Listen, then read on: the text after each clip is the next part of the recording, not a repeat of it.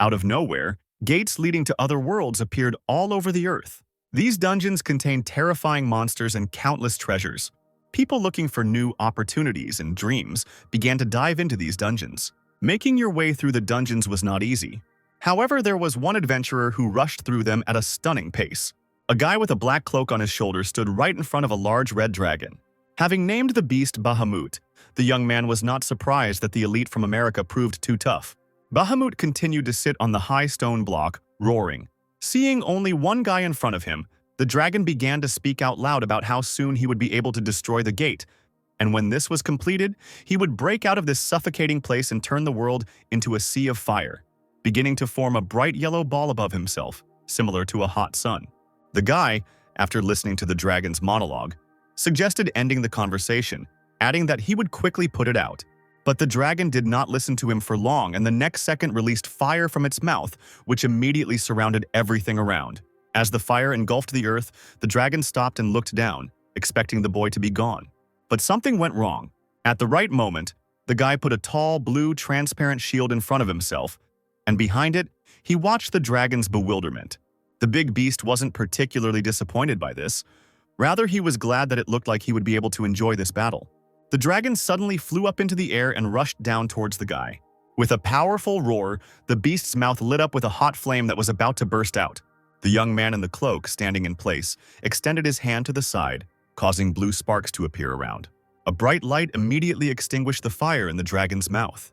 And then, there was an even more powerful flash, and it threw the dragon's body to the side with all its force. The blow was so strong that the animal did not even have time to dodge and hit its back against the rocks. Lying on the ground, the dragon could not understand how this happened. The guy continued to stand in his place and let the enemy know not to look down on him. But he also felt like someone was restricting his movements. The dragon, having quickly regained his strength, suddenly jumped up from the ground and flew back into the sky for a new attack. Having made a circle in the air, his fiery mouth headed towards the young man. And from top to bottom, the dragon released a fiery storm onto the place where the boy stood. The fire engulfed the entire area in a matter of seconds, initially preventing anyone from seeing even a single piece of free space.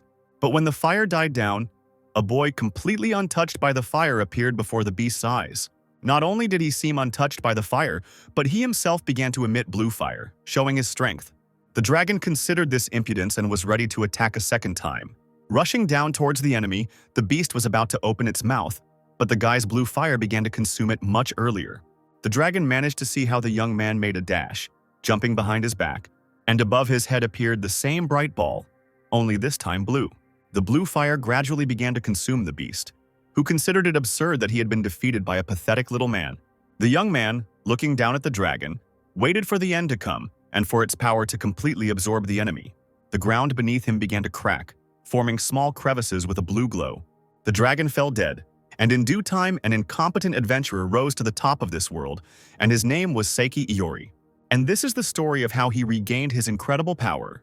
20 years ago, gates leading to other worlds appeared. They began to be called dungeons. At the same time, special powers, later called skills, awakened in some people. Only 1% of the population possessed skills.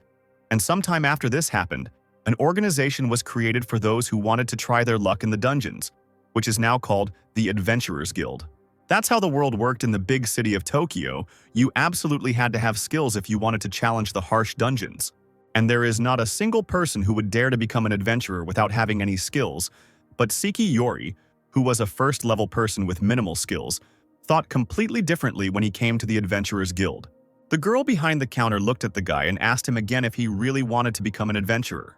Seiki, with a calm look, confirmed his words and asked to register, and apparently the guy really was crazy. Continuing to stand near the reception desk, the guy suddenly heard from the side how someone was being asked exactly the same question. Turning his head, he saw a cheerful girl with red hair who also enthusiastically wanted to become an adventurer without any special skills.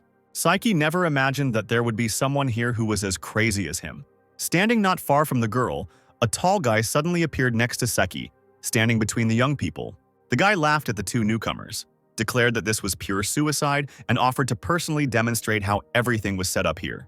The girl at the reception desk, smiling sweetly, said that in that case she would hand these newcomers over to Fukumoto-san. Adventurers are divided into ranks from F to S, and the so-called middle, or C rank, includes many veterans. Standing with his back to the boy and girl, Fukumoto kindly offered to fill them in on the situation, as he himself was a C rank. After a brief overview of the events, Saiki followed the joyful girl outside, who couldn't contain her happiness and even hummed a song to herself. Walking down the street, the girl also asked the guy why he decided to become an adventurer. Saiki grinned and reminded them that they were making a lot of money, and even though he didn't have the skills, he also wanted to achieve his dream. When a person defeats monsters in a dungeon, they drop magic stones and various items. Magic stones are quite valuable, and even the lowest F-rank stone can cost around 10,000 yen each. And Saiki had a reason why he simply had to earn a lot of money no matter what. In a short time, he managed to work several jobs. But no matter how hard he tried to work and no matter how much he earned, there was still not enough money. And all because he did not live alone. And with his 15-year-old sister, whom he loved very much. Their parents disappeared, and now the guy pays for their education, and their life could not be called rich. But Saiki was very happy, until one day. Arriving home one day, Saiki, as usual, entered the apartment and called Kotoha. But the sister did not answer from her room, which surprised the guy very much. Deciding that maybe Kotoha was just sleeping, he decided to check her bedroom. Carefully turning the door handle, the guy opened the door slightly. But upon entering the room, Saiki froze in place at what he saw. The boy's sister was lying unconscious on the floor, which really scared Saiki. The guy immediately called an ambulance, after which Kotoka was taken to the hospital. The doctor, after examining the girl, explained to Saiki that his sister had awakened a skill that was devouring her own body. And this disease was known as incompatible skill syndrome. A fairly rare type of disease in Japan, this was the first such case.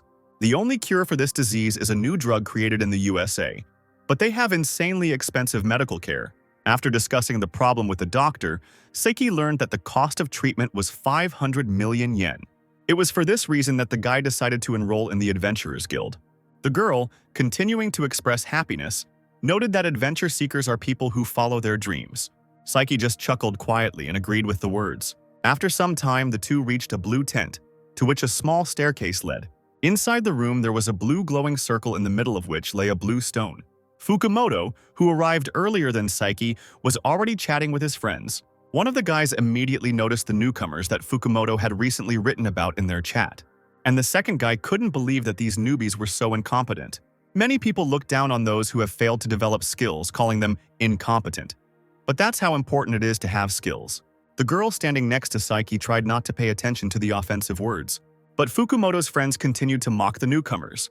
One of the guys extended his hand and smiled, expressing how pleased he was to meet the newcomers, calling them incompetent.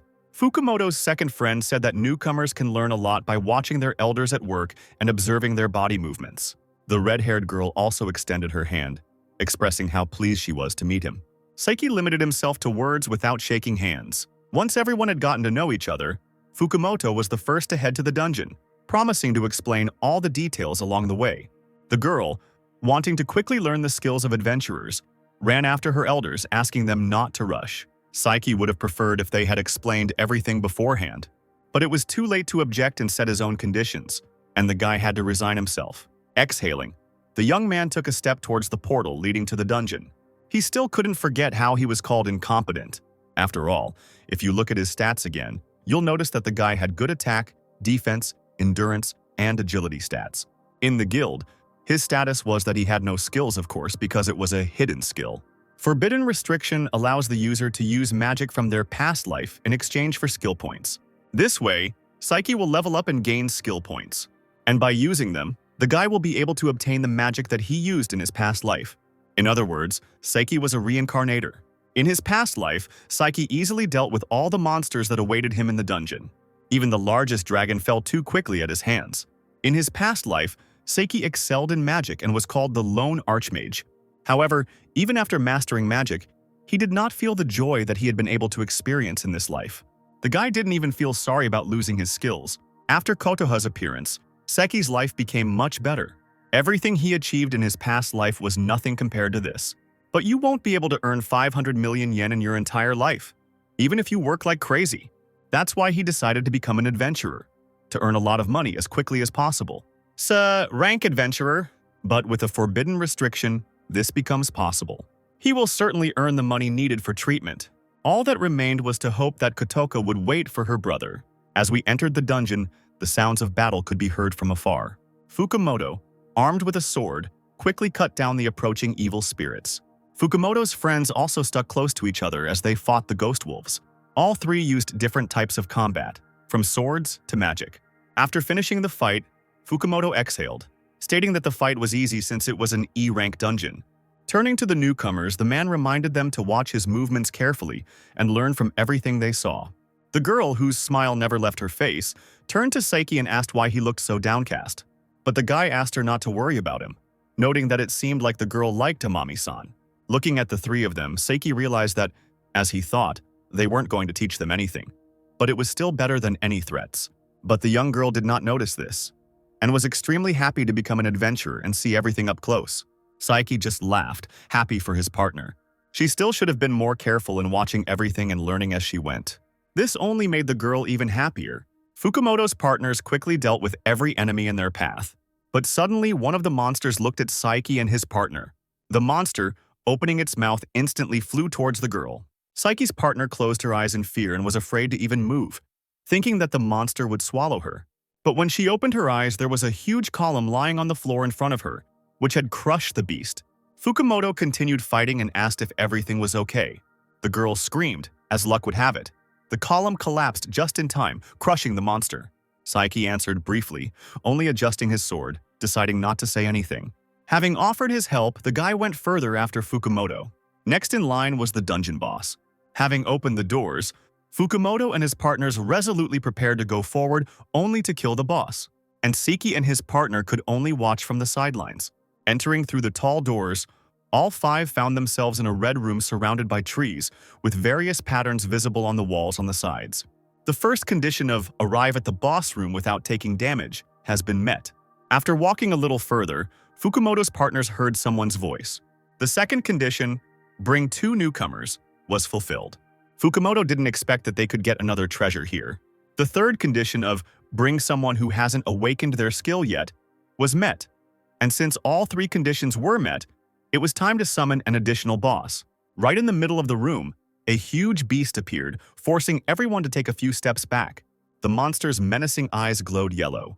A huge beast with the horns of a bull emerged from the shadows, walking on 2 hind legs while holding a long sword in its front legs. To add even more fear to its opponents, the beast made terrible sounds, causing Fukumoto and his friends to run back to the exit. But before they could reach the door, it suddenly slammed shut and could not be opened. Finding the door closed, Fukumoto's partners couldn't believe that things would turn out this way. This means that their escape route has been cut off, and a fight is inevitable. The red-haired girl fearfully asked Saiki if their teachers would be able to defeat the beast, but the guy suggested just believing in their senior partners. Less than a few minutes into the fight, the beast began to defeat Fukumoto's partner. The guy is unable to cope even with his sword and has managed to receive numerous injuries from the beast. The monster first picked him up and then threw him down, after which Yamada flew down. Fukumoto started shouting to her friend, but he didn't even hear anything, and realizing that his partner had most likely lost consciousness, he flew after Yamada to save him from falling. Saiki, looking at everything from the outside, realized how bad things were and that something had to be done. Fukumoto, at this time, flying after his partner, at the last moment saw how the beast took up its weapon and pointed it at him. Saiki knew that if they made such sweeping attacks when the difference in strength was clear as day, they would be easily counterattacked. The guy probably didn't know whether his plan would work or not, but it was worth a try. Fukumoto managed to jump back only thanks to the huge chain around the beast's neck, which limited its movements. The man was already mentally asking Yamada for forgiveness for the fact that they were unable to avenge him. Fukumoto himself was already prepared for the fact that a huge beast in the form of a bull would grab him. But suddenly, out of nowhere, Saiki appeared with a sword in his hands. Quickly shielding Fukumoto, the boy attacked the enemy. The man froze in place in horror as he watched the newcomer try to protect him. But with each blow, Saiki no longer seemed like such a rookie, continuing to withstand every onslaught of the animal. Moving in different directions, deftly dodging the beast, the guy bided his time. And then turning to Fukumoto, he declared that he had a plan to defeat the enemy.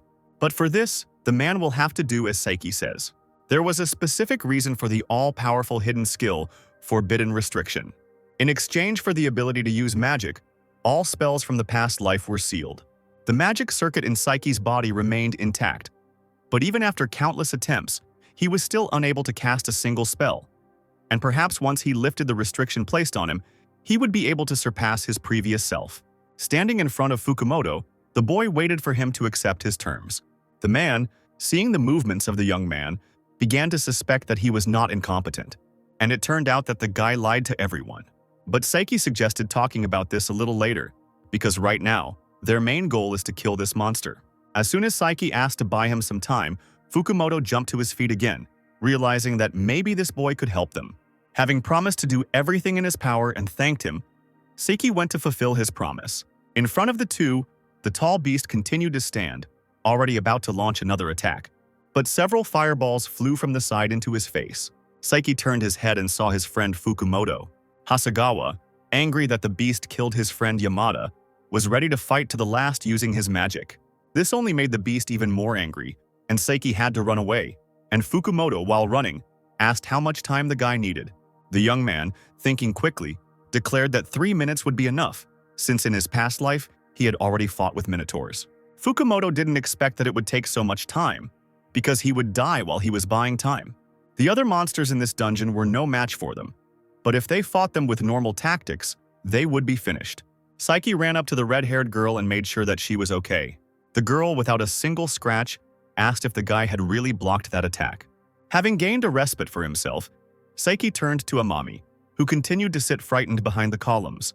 The young man dropped to one knee and found himself on the same level as the girl, asking for help. But Amami clearly didn't expect that she would ever be asked for help. Saeki, seeing the girl's shyness, understood how the girl herself did not believe in her own strength. The guy thought he needed to support the girl, and his thoughts confirmed the words of Amami, who immediately began to scream that she would never be able to hurt this monster. But then Saiki reminded her that wasn't this what she dreamed of. And wasn't she dreaming of becoming an adventurer? Only then did she think about the guy's words and begin to remember why she came to the Adventurers Guild in the first place. And to defeat the Minotaur, Saiki definitely needed Amami's help.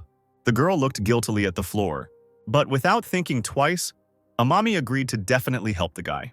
Continuing to sit on the ground, the girl asked what exactly she should do. Saiki, approaching her from behind, stated that there was no time to explain and asked him to just sit and not move. Standing behind Amami, who was sitting quietly, Saiki began to wait. The guy was definitely planning to do something, but he was either afraid of it or was just waiting. Raising her hand up, Amami heard sounds behind her and asked Saiki what he was doing.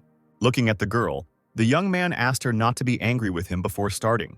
Suddenly, Saiki's hand from above abruptly dropped under the blouse and ended up on the girl's back. Amami didn't expect this from the guy at all, and even jerked from her place. It definitely looked like sexual harassment, but that was Saiki's secret plan. The boy knew that Minotaurs were weak to magical attacks. But Hasegawa won't be able to inflict a mortal wound on him with his magic. His skills were too low level, so they lacked power. And to defeat this Minotaur, they need to attack him with a powerful spell. While Fukumoto was trying to buy time, Saiki continued to carry out his plan. At the moment, due to the forbidden restriction, he could not use any of his spells, so he would use Amami's magic. It was quite simple, and Saiki needed to gain control over the girl's magic circuit, after which he would add the necessary movements so that she could use magic. But Saiki understood how this could most likely still be considered sexual harassment. Amami tried her best to sit up straight while the boy's hand was on her back. But she couldn't stand the awkwardness and forced the guy to pull back and remove his hand from her back. But as soon as the guy removed his hand, Amami felt something spread throughout her body. For Saiki, this was obvious, and the guy asked the girl if she felt some kind of power flowing inside her body. All this was very unexpected for Amami, and she, turning sharply to the guy, immediately asked what he did. Saiki, deciding to keep things simple, explained that he had simply taken the necessary measures to allow Amami to use magic. But the girl didn't believe the guy's words because she didn't even have any skills. After calming Amami down, Saiki calmly stated that she now had a talent for magic. The boy had to explain that he couldn't use magic due to certain reasons, which is why he decided to rely on Amami. While the boy was trying to convince Amami of her strength, Fukumoto was almost no longer able to restrain the Minotaur. The beast tried with all its might to knock the man down, and at some point, it succeeded, and Fukumoto didn't even have time to understand what was happening before he received a blow to the stomach. Blood quickly spurted from his mouth, and Hasegawa, seeing his partner being beaten, activated his magic, trying to quickly come to the rescue. But the Minotaur knocked him down in an instant, causing the man to fly to the side. Hasegawa struggled to stay on his feet, feeling the magic slowly fading. Fukumoto, leaning on his sword and barely standing on his feet, could no longer hold back the Minotaur for so long, and the man, realizing that he would not last long, shouted at the newcomer to hurry up. Even Amami didn't believe that they would be able to defeat the beast today, but only Saiki knew and was confident that his plan would definitely work. Having calmed the girl down, he asked her to simply repeat after him, adding that this language was unfamiliar to her, so it would be a little difficult. After briefly explaining what to do, Saiki asked to focus. Amami, crossing her arms in front of her and closing her eyes, began to focus as Saiki had said. Standing away from all the chaos while concentrating her powers, suddenly her body began to glow and her magic began to awaken. Saiki, seeing how such a girl with no combat experience could maintain such concentration in such a difficult situation, realized that it was truly encouraging. Fukumoto, holding on with all his might, sword in hand, stood alone before the huge beast. The Minotaur easily knocked the man down, and it seemed that there was no time left. Saiki, seeing how little time there was, asked Amami to point his hands towards the Minotaur. The girl, not really understanding the meaning of this, put her hands forward in the direction where the fierce fight was taking place. As soon as her hands were outstretched, the guy began to chant the Crimson Lotus Fireball spell. Amami couldn't make out Saiki's words at first, and she had to listen several times to get the spell right. But after a while, having made out the words, the girl began to shout and repeat Saiki's words, from which the magic immediately began to activate. Magic ignited in Amami's hands, quickly illuminating the space around her. The girl couldn't even believe that she would ever be able to do this. And Saiki, watching what was happening, was quite pleased with how Amami was using magic. The girl's strength grew with each word she spoke, and the light around her shone brighter. The Minotaur, seeing the bright glow in front of him, began to tense up. And suddenly this flash began to reach the beast, sharply burning its body until the beast itself could not move. When the firestorm passed, Saiki and the others could see that the beast's body was completely burned, and it seemed like smoke was still coming from it. Amami couldn't contain her emotions at the sight, marveling at her own strength. But Saiki added that he would not have been able to achieve something like this, and that it was all thanks to the girl. Amami looked at the guy gratefully. The Minotaur began to fall dead to the ground. And once the beast was defeated, Amami could see in the system that she had received the Minotaur Axe, which inflicts a bleeding status on the target for a certain period of time, dealing damage equal to 3% of their maximum health every 5 seconds. In the center of the room, in one of the columns, one of the walls rose up, behind which a red stone was hovering. Saiki was able to increase his level, receive the title of Archmage Reincarnation, and return to level 10 with the skill Forbidden Restriction. After defeating the Minotaur, everyone left the dungeon and called an ambulance. Fortunately, 3 fighters were in stable condition but were still seriously wounded. Saiki had no excuse for what he put Fukumoto and his friends through. But deep in the dungeon there was a core. If it is destroyed, the dungeon will collapse, and usually the core is destroyed after the dungeon is captured. But in some cases, such as to create a training ground for adventurers, it is left intact. The stone looked like technology from that world, but he still thought that he had nothing to worry about. Meanwhile, Amami and Saiki returned to the Adventurers Guild. Now they had handed over their guild cards and were waiting for the records to be analyzed in order to distribute the rewards. After a while, a smiling guy in glasses came out to the two and thanked them for waiting. Introducing himself as Hamada, the guy said he was an employee of the General Affairs Department of the Adventurers Guild and returned the guy's guild cards. But while returning the cards, the guy also added that he would now like to ask them a couple of questions regarding the additional boss that had appeared. After Saiki introduced himself, he finally received his card. With his head down, the guy was already preparing to answer questions. They decided to ask Amami first, and Saiki could only hope that she would keep her promise. Although the boy thought that perhaps he had gone too far by asking Amami to hide the fact that he had helped her use magic. The girl herself did not understand why this was necessary. But the guy explained that this could become a big problem, especially when people start asking him about what happened. All this made Amami think that something bad might have happened to her partner, but the girl still agreed to remain silent. Saiki was very grateful for this service, but after that, Amami seemed to want to ask something else, and stuttering a little in one breath, the girl asked the guy to take her as a student. Saiki didn't expect such a request from the girl. This even made the guy think, but he still stated that he could not do this in any way. Amami looked down in embarrassment, whispering that she thought so. But Saiki decided to explain that he was refusing not because it was too much trouble or anything like that, but he was simply basing his refusal on the girl's reaction at that very moment. And it seemed to the boy that Amami was not cut out to be an adventurer. These words confused the girl even more, making her disappointed in everything that had happened. But Amami tried not to show her sadness, forcing a smile onto her face. Hamada listened as the girl explained that after Fukumoto's attacks, the monster was already on the verge of death, and Amami simply dealt the final blow to the weakened Minotaur. Saiki decided to confirm the girl's words, adding that they didn't have any skills. But Hamada, as if sensing a trick, asked the girl what she was doing while Fukumoto's group was fighting the Minotaur. Amami had no choice but to reply that she had simply watched their battle, and when the beast was already on the verge of death, she and Saiki dealt it the final blow. The guy continued to confirm the girl's words, saying that it was the only thing they could do.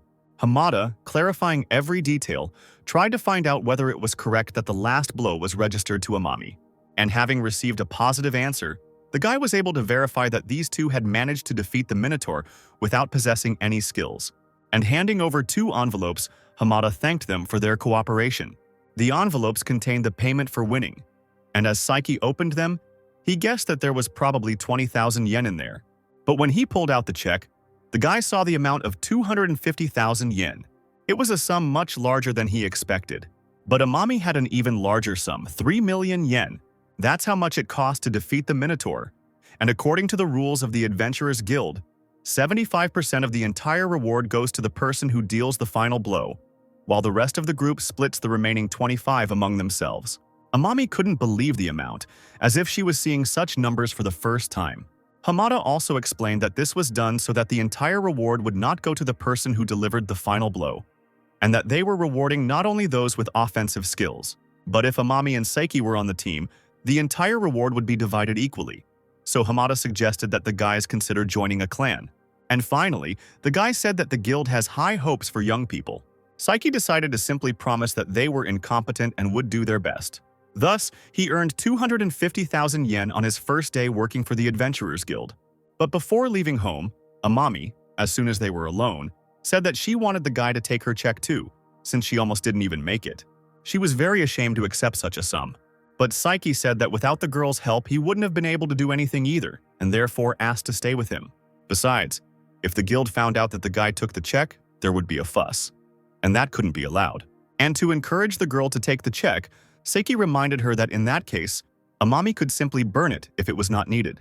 The girl immediately became angry at these words, not understanding how it was possible to burn such a quantity of money. Then Saiki asked the girl to keep the money for herself. After that, he and Amami exchanged contact information and went their separate ways. And after a long day, the guy could finally return to the quiet apartment, sit on the sofa, and generally think about the day. Saiki was pleased that adventurers really did make a lot of money, which meant that his sister could be saved. Suddenly, the guy received a message from Kotoha on his phone, with a photo of the girl lying on a hospital bed, sitting with a delicious pudding. His sister boasted about how much better she felt today, and that's why she ate 3 whole puddings. But Saiki wasn't at all happy about this news. The boy understood that it might really be a feat for his sister to eat 3 whole cups of pudding, but he himself understood that she definitely would not get better without the necessary treatment. And Saiki could only ask Kotoha to wait a little longer in the hope of earning 500 million yen. To do this, he needs to learn how to use the forbidden limitation as quickly as possible. And since the guy increased his level, Saiki, among other things, also earned skill points. After looking through the system, the guy saw that he had reached level 10, at which he could summon a fairy manager. Before he could think, smoke began pouring out of the system, startling Saiki. The next moment, a little fairy was already standing in front of him with a key almost the size of her entire height on her chest.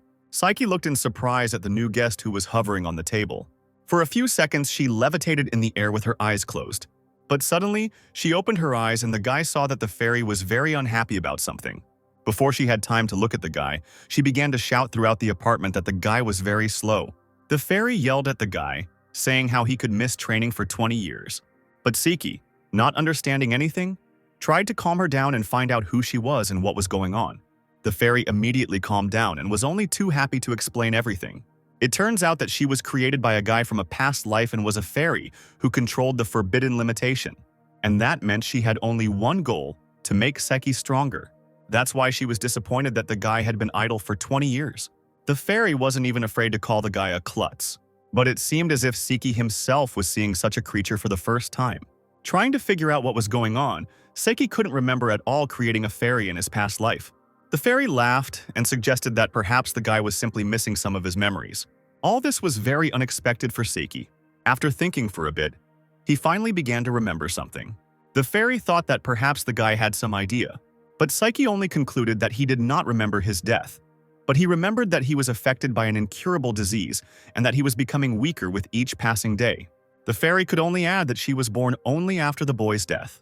And then Seiki began to suspect that his reincarnation was not accidental and that he might have been up to something in his past life. No matter how much he thought about it, the fairy said that it would still be pointless. The guy thought that apparently she couldn't tell him all the details, and perhaps the past had limited the range of what the fairy could talk about. But thinking about all this in the given circumstances was really pointless. It's time to find out what the fairy meant when she said she would help the boy become stronger. And then she declared that by updating the forbidden limitation, Seiki would be able to become stronger and even faster. The guy also asked if this was any different from gaining skills through exchanging points. It turned out that the fairy wasn't even close to this. To show that she could do anything, the fairy began to rise upward. When she was over the guy, she told him to watch carefully. Hovering in the air above Seiki, she put her hands forward. Sharply activating her power, she began making some adjustments to Seiki's system. The guy immediately saw how a new system called item exchange was added. At first, Seiki was surprised and didn't understand anything. But the fairy immediately gave an explanation, saying that he would be able to obtain any item that he had ever owned in his past life. But of course, the number of items was limited by their original supply. Seiki, starting to remember, clarified whether he was even talking about the items that were in the storage box, which was a spatial storage that the guy created in his past life as an ARCHMAGE, and he clearly remembered that he had a bunch of rare things. The fairy, having decided to land Seiki, added that not everything is so simple and there are certain conditions. Apparently, every good story has its downsides, and Seiki understood that this was also the work of his past. The fairy, seeing the discontent, threatened that if the guy complained, she would not allow him to use this system at all. Seiki quickly admitted his mistake and apologized, promising to find a worthy use for it. After hearing the apology, the fairy became embarrassed and still allowed the guy to use the system. It's time to take a look at the system itself and see all the conditions and items. As Seiki sorted through his storage, he couldn't help but let out a surprised sigh. A large number of powerful swords appeared in front of the guy for combat. Realizing that these were his things, Seiki guessed that one of the things might be his too. After rummaging through the storage, the guy found an all-powerful elixir worth 500 million yen, in stock of 5 pieces, and it could cure all diseases and injuries. Seeing the price, the guy couldn't help but laugh nervously. Seeing the price of 500 million yen, Seiki was ready to earn that amount and finally save his sister. The fairy was glad that this item motivated the guy a little, but before that, the fairy added that she had news. It turned out that during Seiki's battle with the Minotaur, she thought that he could easily become stronger, overcoming difficulties along the way. That's why the fairy placed a buff on Seiki, which will allow him to receive double the experience when defeating an enemy stronger than him. Delighted by this news, the young man asked how it worked, and if the fairy was telling the truth, the guy's path could become much easier. But he still planned to fight stronger opponents to get more money. With such a boost, Seiki was ready to use the forbidden limit at full power. The fairy really liked this attitude. Seiki was also curious about the fairy's name. His assistant herself didn't know the name, since Seiki himself had to come up with it. After thinking for a bit, the guy added that the fairy shouldn't cry if she didn't like something and suggested her the name Sphere, also asking for her opinion. The fairy circled around herself a little, thought, and smiled contentedly, approving of the name. Now Seiki could call his little assistant Sphere. But the fairy didn't even have time to be happy about the name, because her task was to make the guy stronger, and if he started slacking off again, she could get angry. On top of everything else, Seiki is required to prepare Sphere's bath at home every day, desserts twice a day, and always have ice cream available in the refrigerator. The guy didn't expect such conditions for keeping a fairy.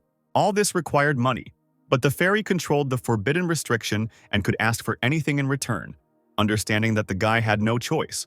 Now Seiki realized that this was the price for using the restriction. Having confirmed her words, Sphere was about to leave and finally declared that the guy would start doing this from tomorrow and quickly disappeared. This fairy fell on Seiki like snow on his head, and now he was alone again in a dark room. To be honest, at the moment he was quite weak, he had abilities, but he wasn't even F rank, but maybe it was even better that way and he could change that as an ARCHMAGE. So Seiki will be able to reach a much higher rank than his current one, but within reasonable limits. And the next day, Seiki returned to the guild again, to the portal leading to the dungeons. D rank dungeon raid, becoming just an extra at his rank.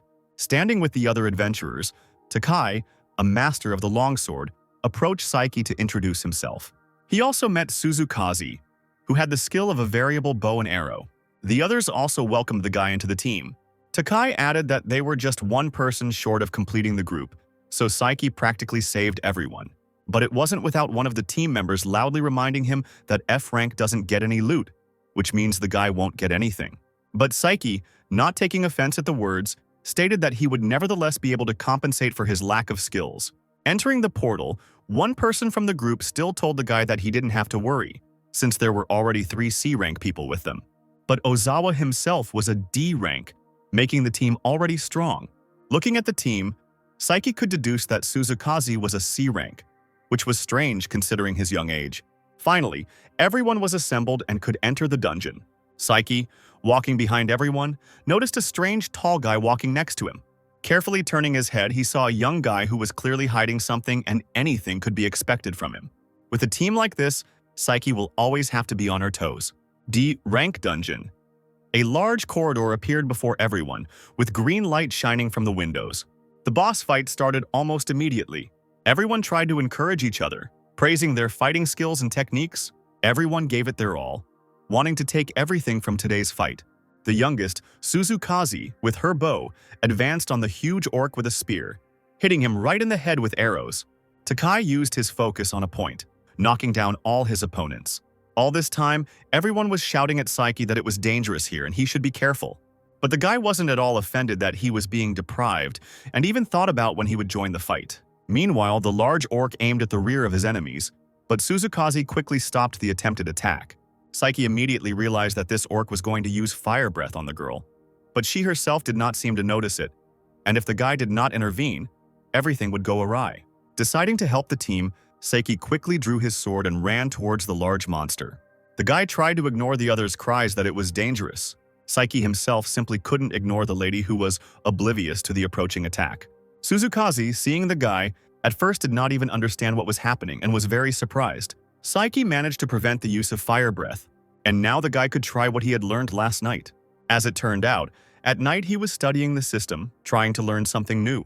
Seiki wanted to use her skill points as quickly and efficiently as possible, and at level 10, he had 9 points at his disposal. And the first skills he could get were Fireball and Enhancement. When purchasing a skill, the system would display the corresponding skill tree, but first the guy had to be one of them. The Fireball was well suited for medium to long-range combat. But on the other hand, the boost doesn't have such limitations, and if something happens, it will be useful at close range. Any skill acquired through the forbidden restriction did not consume ohm, which was very good.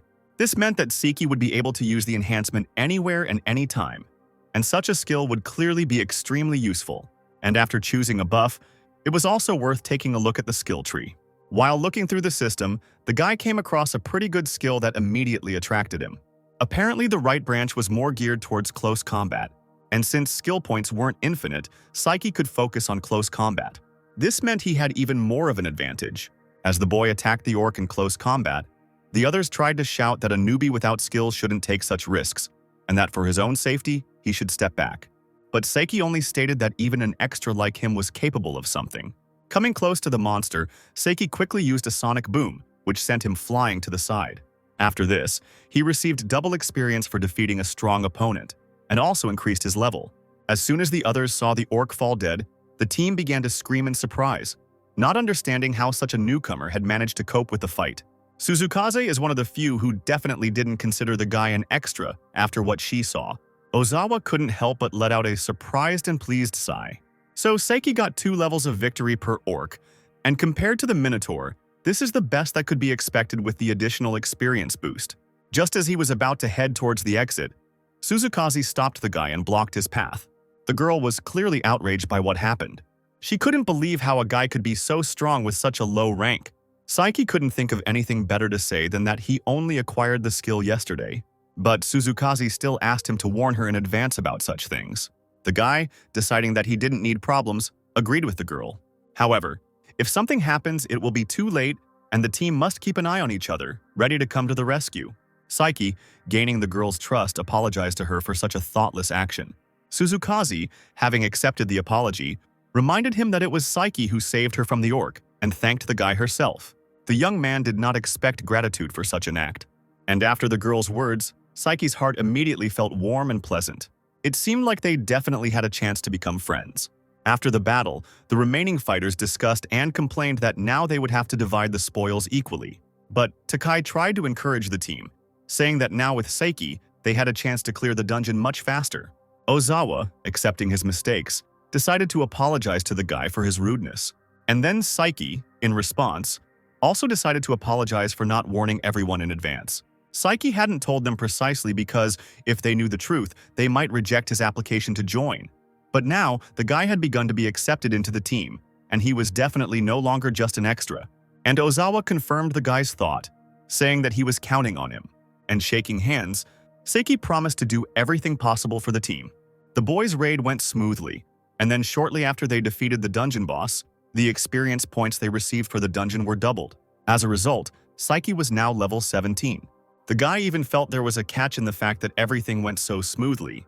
Takai, walking ahead of the team, exclaimed the whole way, rejoicing at how Saiki also contributed to the battle. The guy's abilities exceeded all their expectations. And now it's time to finally return to the guild and celebrate to the fullest. But suddenly, while climbing the stairs, one member of the team stopped abruptly. Horror was immediately visible in his eyes. And then the guy saw a long blade pass through his chest. The whole team tensed up in fear, trying to understand what was going on. Behind the guy stood the same mysterious guy that Saiki had seen. The guy quite deftly pierced the dagger through the victim's chest, after which he fell dead to the ground. No one could understand why this guy was doing this, and even less did anyone know what to do. The guy, looking at everyone with a crazy look, only stated that he had just committed murder. Takai, seeing the loss of his friend, became seriously angry and was ready to do anything for revenge. Having run up to the enemy, the two immediately clashed in a fierce fight. The guy was obviously strong since he could skillfully parry Takai's blows, but the rage over his friend's death could no longer be hidden, and Takai, ready to fight to the last, tried to hit with all his might. At the moment when it seemed that the enemy was about to fall, the guy simply jumped back sharply and deftly flew back. Suzukaze, looking tensely at her friend, exchanged glances with Saiki, realizing that something needed to be done. But Takai shouted in time for them not to interfere, because he could not allow the loss of another team member, and Takai himself could not calm down until he killed this guy with his own hands. Suzukaze shouted that now was not the time for such speeches and was ready to come to the rescue, but Saiki stood in front of her, declaring that he also had things that he would never give up. It wasn't worth Takai risking his life alone. From a logical point of view, this was indeed true, but the world is full of illogical things. For example, the desire to take revenge on someone for the death of someone dear to you. Suzukaze understood perfectly well what Saiki was talking about and decided not to get into a fight. Takai thanked the guys for their understanding and the opportunity to let him take revenge himself. And when the enemy was completely in Takai's power, the boy, pointing his sword, was ready to fight to the last drop of blood. All this time, everyone saw the red stone, which meant the exit from the dungeon. But now it seemed that not everyone would get out of here. Saiki, watching the fight, analyzed Ozawa's every action. His weapon looked dangerous and he must have killed quite a few people with it. But now this knife has become much stronger than it was originally. Ozawa himself was confident in his strength and his victory. But Takai's anger was much more powerful, and the boy no longer even paid attention to his opponent's mocking words. When they met in combat, Takai skillfully wielded his sword, trying to deliver new blows sharply and quickly. But everyone could notice that the fight looked very strange. Takai thought his strength should have been enough to break through Ozawa's defense. But it turned out that he had been hiding his skill all this time, and his rank was definitely higher. Ozawa moved so quickly that at one point Takai didn't even notice how he ended up behind him. The guy continued to dare Takai, calling him slow, and was about to stab him in the back. But Takai managed to dodge in time, receiving only a small wound on his chest. Blood began to drip from his shoulder onto the floor. Feeling pain in his shoulder and arm, Takaya definitely needed rest. But for Ozawa, this was only an advantage. True, he didn't know that the guy had a bottle of elixir in his pocket. Taking it out of his pocket, Takai seemed to be thinking about something. And after a few seconds, memories began to surface in his head. This elixir was given to him by a friend as a birthday present. The potion was very expensive, and such a gift meant a lot to Takai. And his friend himself stated that their bonds were still unbreakable. Finally, the words flashed through the guy's head that this potion should only be used in the most extreme cases. Having decided to drink it without thinking, Takai could hope that it could save him. Ozawa continued to laugh and made fun of Takai, laughing and saying that nothing could help him anymore. But when the entire jar of potion was drunk, something unexpected began to happen. There was a powerful flash all around, and Ozawa didn't have time to understand anything before he was already lying defeated on the ground. It turned out that after using this potion, the attack rate doubled for 5 minutes. And at that moment, Takai was the strongest among everyone. Feeling a surge of strength, the boy, holding the sword tightly in his hands, delivered several crushing attacks. The defeated Ozawa tried to crawl to his enemy in order to have time to stab him with a knife. But Takai was faster, and the last thing the boy saw was that he, having jumped sharply and used a quiet step, was ready to attack. Suddenly, Ozawa jumped up from his seat and disappeared from sight in a matter of seconds. Takai began to get worried, not seeing his opponent at all. There was a powerful, bright flash all around. All of Takai's actions became useless against Ozawa's attack. Without seeing the enemy at all, the guy didn't even notice the enemy who suddenly flew up to him, who clearly considered himself stronger. But suddenly Suzukaze, unable to simply stand aside, prepared to attack as well. She fired a quick shot from her bow. Ozawa paused for a second, letting the arrow pass by him. And then his crazy gaze turned straight to the girl. In great anger at being interrupted, Ozawa ran to deal with Suzukaze.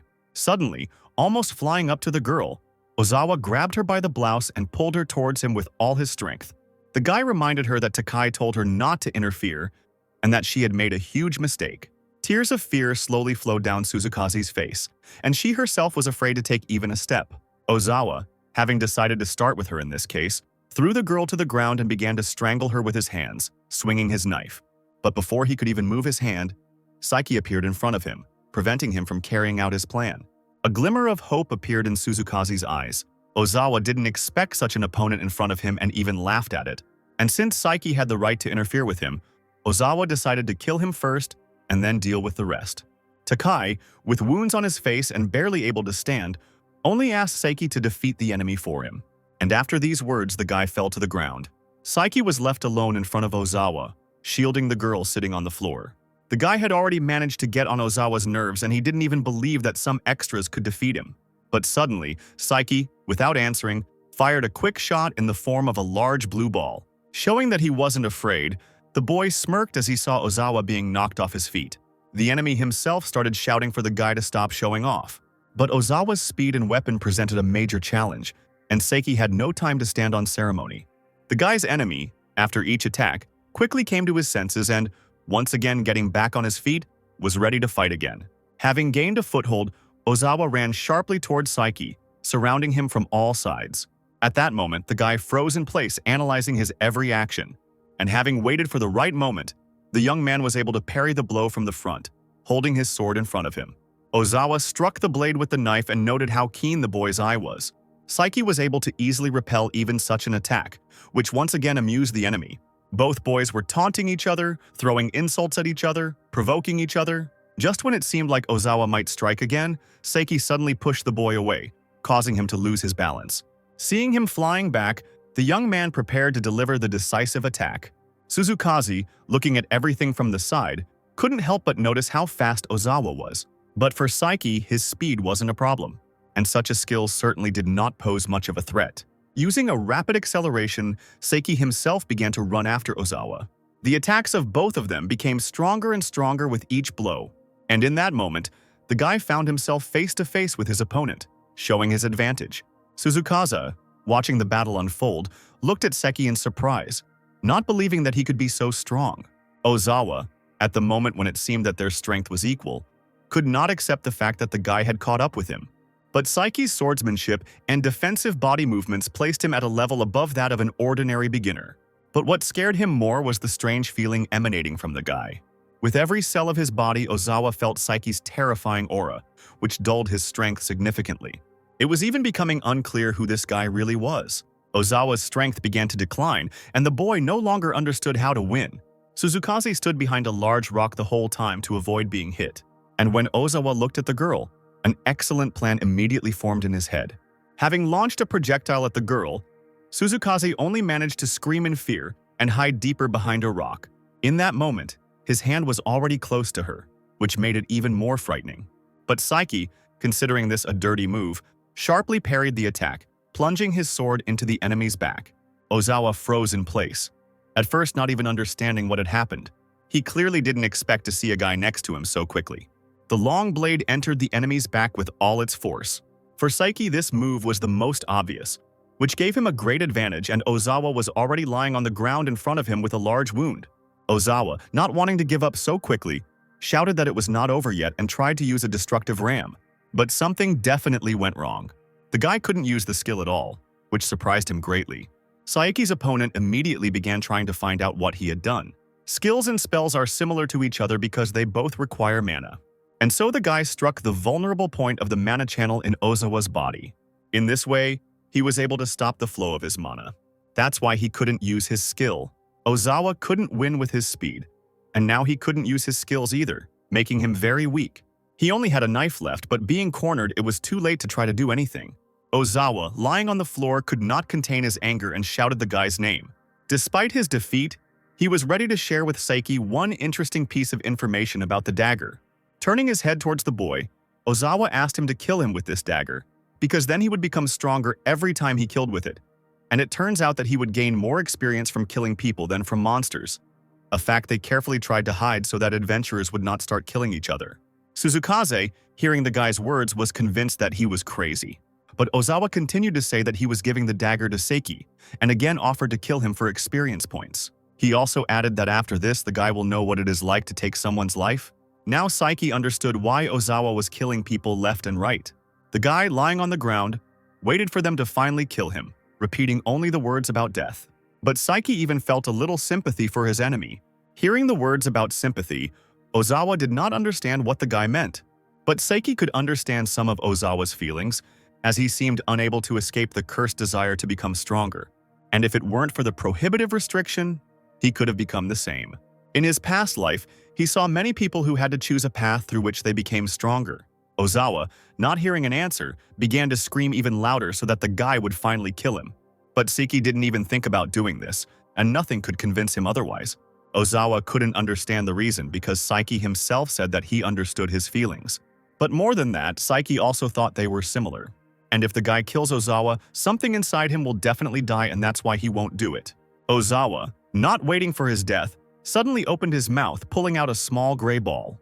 And as soon as the ball touched the floor, a bang was heard all around, and then the entire space was filled with smoke. Covering his mouth, Saiki realized that the boy had used a smoke bomb. And as soon as the smoke began to clear, he saw Ozawa kneeling, holding a dagger in his hands, preparing to plunge it into his own stomach. The boy shouted that he would make Saiki throw away this naivety, and by killing himself, he will become the trigger. Suzukaze covered her face with her hands in fear, shouting at the guy not to do that. But before Ozawa could injure himself, Saiki appeared next to him, stopping him from making a mistake. Touching the enemy, Ozawa stopped abruptly, as if he had lost his breath. After waiting a couple of seconds, Saiki stated that first he should atone for all his sins. Ozawa's hands were quickly tied and he was thrown to the ground, preventing himself from being killed. Suzukaze, going to Saiki, remembered how he said that he was similar to Ozawa, but after such an act, the girl said that she thought differently.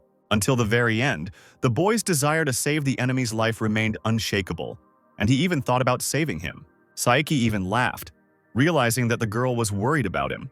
Suzukaze was truly very worried about the boy's life. At that moment, he scared her deeply, making her worry like never before. But Saiki immediately calmed the girl down, stroking her head and thanking her for her concern. Suzukaze looked away and admitted that she should be thanking the guy for saving her. After this, Ozawa was arrested. Takai, already in the hospital, couldn't hold back his tears thanks to Saiki. After all, Suzuki was safe only thanks to him, and the guy was very grateful for such enormous help. Saiki was also happy to help, seeing that there were no deaths today. When Ozawa suddenly attacked Suzuki, another millimeter and he would have hit vital organs. Thanks to the fact that the battle with Ozawa ended rather quickly, Suzuki was able to escape death. Saiki and Suzukaze themselves stayed in the hospital for quite a long time, waiting for news. After a long and hard day, the guy went to get black coffee for the girl, who was already very tired. Sitting together in the waiting room, we could finally relax after everything was decided. Suzukaze, asking not to be mistaken for a child, accepted a can of black coffee. Having quickly opened the drink and taken a sip, it became clear that the girl definitely did not like coffee. Saiki noticed this too and smiled slyly, not showing it so as not to embarrass him. Having sat down in the chair, Saiki could finally ask what the girl wanted to ask him about. It turns out that Suzukaze was concerned about the secret of the guy's strength and how he became so strong in the first place. But the guy said there was no secret. And to quickly change the subject, he asked the girl why she was working as an adventurer at such a young age. After this question, the girl suddenly put a can of coffee on the table, shouting that it was really that important. Standing in front of Saiki, the girl also shouted that she was a high school student. Now the guy realized that she was definitely older than Kotoha. Hearing the unknown name, Suzukaze was surprised. Saiki didn't hide it and told her that he had a sister, which immediately seemed to change the girl's behavior. The guy didn't even understand why she stopped being angry at him. And then she explained that she thought so, that this irritating calmness and prudence simply screamed, "I am a reliable brother." Saiki asked if this could be considered a compliment. Suzukaze also added how irritating she was by the boy's fighting power and instant adaptability. Saiki nervously sipped his black coffee, decided to take it as a compliment, and simply thanked the girl. But that's precisely why Suzukaze wanted to know the secret of his strength.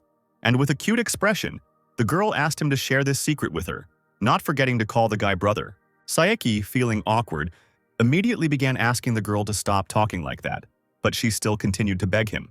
Having exhaled, the girl declared that she would never stop and would definitely find out this secret of strength. And then, quickly becoming serious and putting his hand on his heart, Suzukaze began to beg him to show her his true power because she was sure that there was some secret in it. Saiki, realizing that the girl had misunderstood him, decided to rephrase his phrase and declared that he would not reveal his secret. Taking up the coffee can again, Suzukaze called the guy a greedy person and demonstratively took a sip of the disgusting drink. The next second, changing her mood to irritable, she declared that no girl would want to date such a cold guy who has a sister complex. Saiki did not expect such words and fixed his gaze on the girl. But suddenly, Suzukaze, in order to change the topic, called out to the guy again. Sitting closer to him, the girl asked him to extend his hand to her. Saiki, not understanding why this was necessary, nevertheless extended his hand, clinging to the girl's hand. The guy felt some tension while the girl was doing something with his hand. But Suzukaze didn't answer and continued to try to put something on as if she was trying to put it on. And then, joyfully unfolding my hand, I found a bandage on my middle finger covering a small wound. Saiki began to smile at this display of concern, as he hadn't thought that something like this would confuse him. The girl immediately noticed the guy's wide smile and began to rejoice. But the guy quickly removed it, saying that she imagined it. But Suzukaze, continuing to be polite, stated that apparently this was to be expected, since such a cute high school girl was courting the guy. After this, the girl canceled the status of a person with a sister complex, for which the guy was very grateful. Continuing to sit in the waiting room, Suzukaze took out her phone and asked the guy to give her his contact information, since she had so many questions about strategy and so on. Saiki was not against all this and was happy to answer any questions at any time. The girl laughed, covered her face with the phone, and suggested that they go to the dungeon together next time. Saiki, trying not to show it, said that he would go if he had time. This answer slightly offended the girl, causing her to pout. It turned out that the guy wouldn't be able to answer her at any time. When it started getting dark outside before they went their separate ways, Suzukaze said that she wanted to meet the guy's sister. Saiki tensed for a second, but then he calmed down and waved back to the departing girl. On his way home, he thought how happy Kotoka would be to have a new friend. When he got home, the guy took a shower and could finally rest. After getting out of the shower, Saiki saw messages from his sister, exclaiming how wonderful it was today. Also attached below was a photo of Kotoha smiling and playing the console. Saiki, reading the messages, was happy to hear good news, dreaming of finally curing his sister. Having written that someone wanted to meet her, the guy was about to send the message. But suddenly, a sphere appeared right before his eyes. The fairy, appearing before the guy, began to remind him of important words. She started screaming and started shouting about the bathroom, 2 snacks a day, and ice cream in the fridge. From this entire list, Saiki only prepared a bath. The guy completely forgot about it and began to feel guilty about it. Folding his hands together, he began to ask for forgiveness. But Sphere called the guy hopeless and decided to forgive him one last time. Saiki let out a sigh of relief, wiping his wet head with a towel. But after the conversation, the fairy said that she had great news. It turned out that she added the key to the secret dungeon to the item exchange. Psyche froze in surprise, not understanding how to take this news. The next second, a system appeared in front of the guy, ready to show him the key to the secret dungeon. Psyche looked closely at the small screen in front of his eyes. Sphere also added that this was the key to a super hard dungeon, and only one guy had access to this dungeon. Having piqued Psyche's interest, the fairy suggested that he press a button in the system and see what would happen. The guy decided to listen to the fairy with interest. Before his action, he checked with the sphere whether he was doing everything correctly and received a positive answer. And as soon as the guy pressed the button, a list of things appeared in front of him. But what surprised him most was the 50% discount next to one item, and he asked the fairy what it was. Sphere enthusiastically explained that this was to make the guy want to buy more and more things, and they appear because the people of this world cannot resist the word discount. The guy only noted how the fairy had already gotten used to this world. But Sphere didn't react to the praise and suggested using the key faster and finally increasing her level. Psyche didn't need to be told twice, but he was still confused that even with the discount, a C-rank dungeon cost 1,000,000 yen, and he could certainly afford it considering how much he would earn. But something still stopped him. Seeing the doubts, the fairy added that in the secret dungeon, the enemies would be much stronger than usual. Therefore, the guy will get more experience from them for the forbidden restriction. And with the strengthening, he will be able to extract even more benefit from the secret dungeon, and he will also have to go there alone.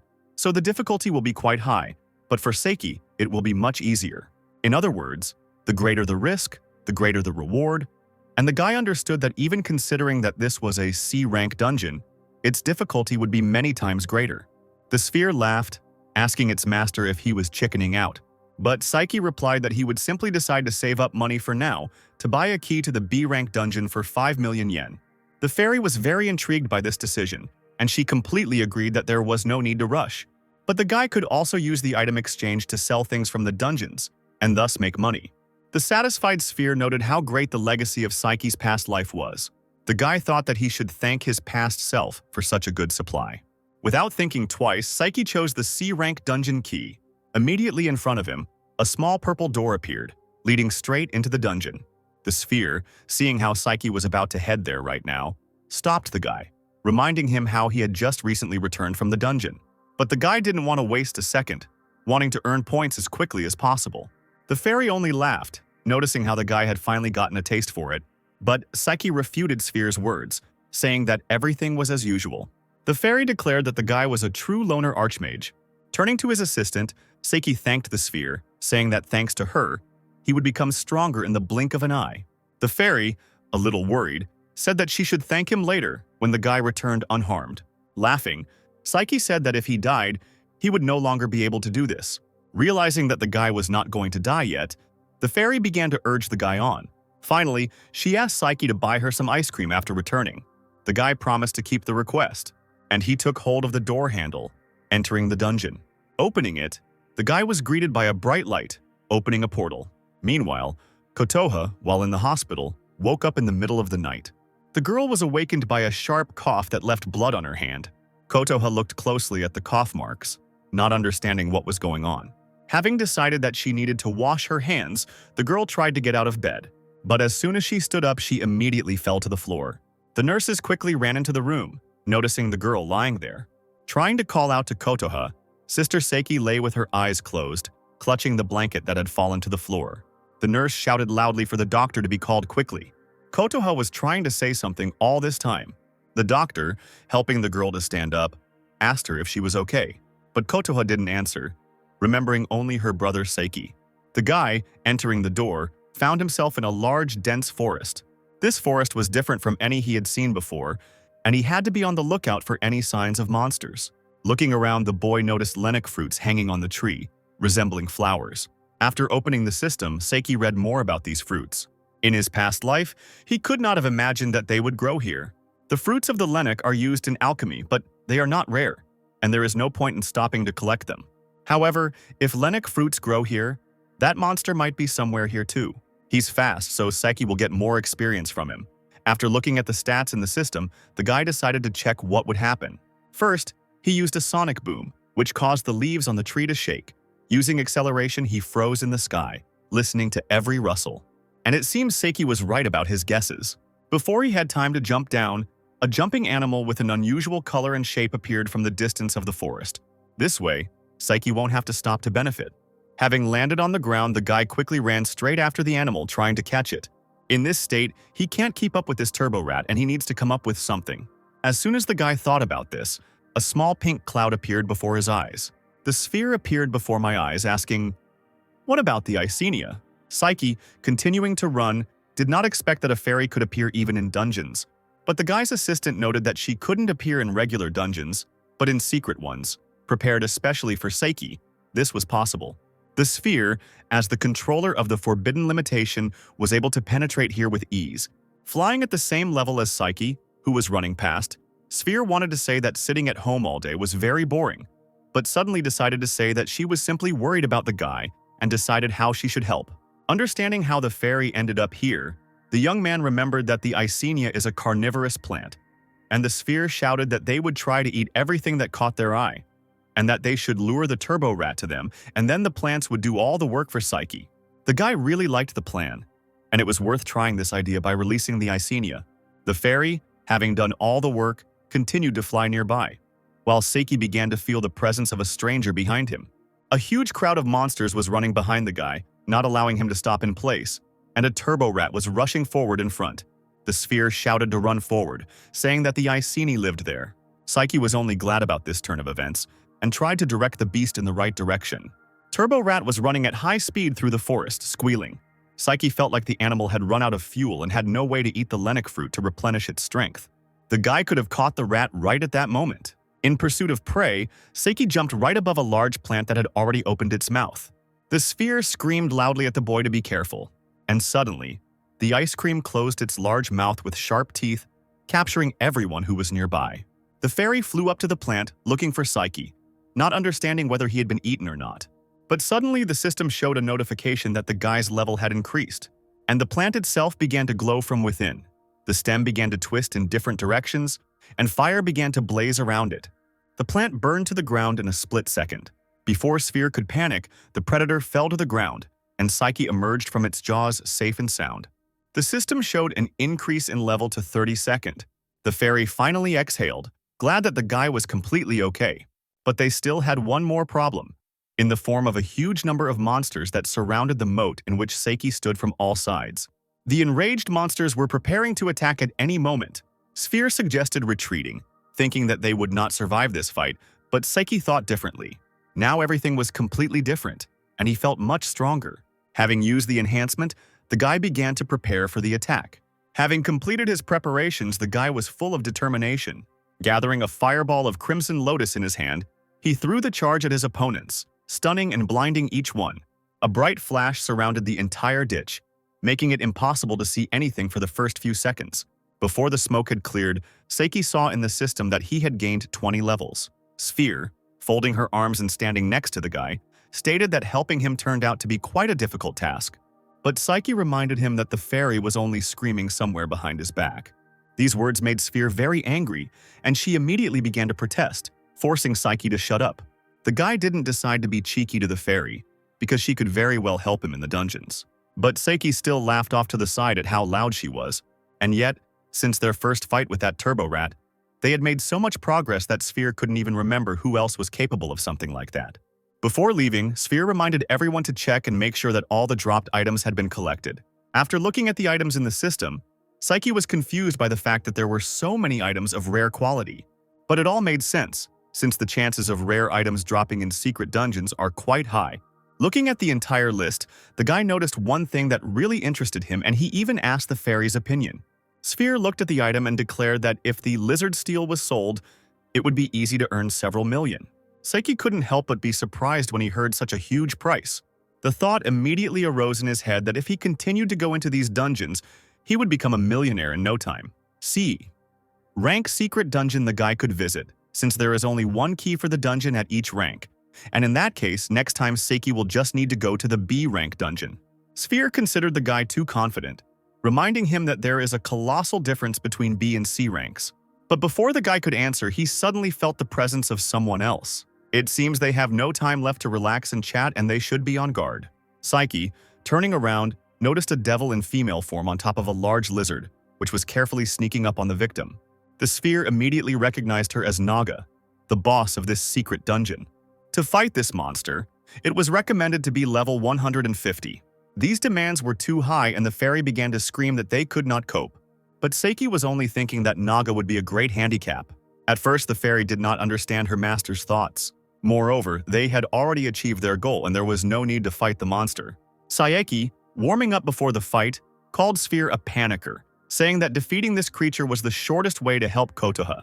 And before the fight began, the guy asked not to worry, considering that Naga was just a source of experience. Naga's skin has a special property that allows them to absorb magic, and these creatures are also known to be the sworn enemies of mages. For Seiki, everything will be fine as long as he can use his physical attacks. Using the boost and acceleration, the boy made a dash towards the large lizard. Naga just smiled madly, hiding her eyes under her long bangs. During the flight, the young man pulled out a beginner's sword that could cut through an enemy's thick skin. Dodging, the boy plunged the blade straight into the heart of the huge reptile, which began to spew toxic liquid. Seiki managed to jump to the side at the last moment to avoid the liquid from splashing on him. As soon as the toxic spit hit the ground, it immediately began to melt. The sphere screamed at the guy, thinking that it would be difficult to stand up to the fight. And then Seiki realized that Nagi's poison could melt anything. If any of her attacks hit him, the guy would most likely die, which meant he had to quickly decide what to do. Seiki even realized that he hadn't been this nervous in a long time. Reacting quickly, he took out the storage box. Thanks to the forbidden limitation, he can store and retrieve items from a separate dimension. Taking out a small axe, Seiki prepared to enter the battle. B. Rank Minotaur. Axe made it clear to Sphere that Iori had almost completely mastered the parts of the forbidden restriction she had taught him. Meanwhile, Naga came even closer to the guy, about to jump on him. Having formed a wind around herself, the devil accumulated all the energy. While she sat intently around the windy circle, Seiki made his way through it with an axe in his hands. Using all his strength, the boy struck Nagi on the shoulder, causing a blue flash to occur. But Naga didn't even seem to feel the blow, and the axe couldn't strike further, as if something was blocking it. Given the difference in stats, Seiki couldn't even hurt the monster, making the situation even more dangerous. The sphere screamed that Naga was advancing, seeing her lizard preparing to charge. Suddenly, the beast jumped towards the boy, cutting the axe in two, and Seiki himself was thrown back. He landed on the ground, noticing only the handle of an axe in his hand. The young man wasn't particularly happy that the damn Naga had broken his weapon, since it could have been sold for a decent amount.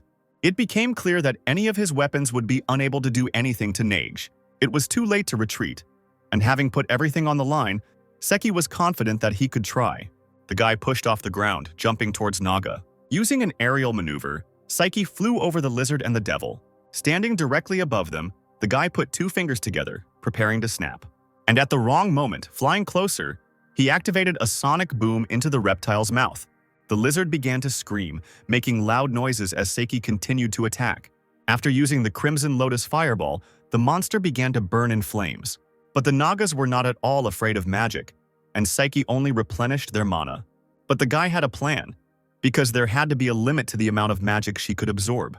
If Seiki can overcome it, the monster will be in trouble. The forbidden restriction allowed Seiki to use the spell without spending Ohm.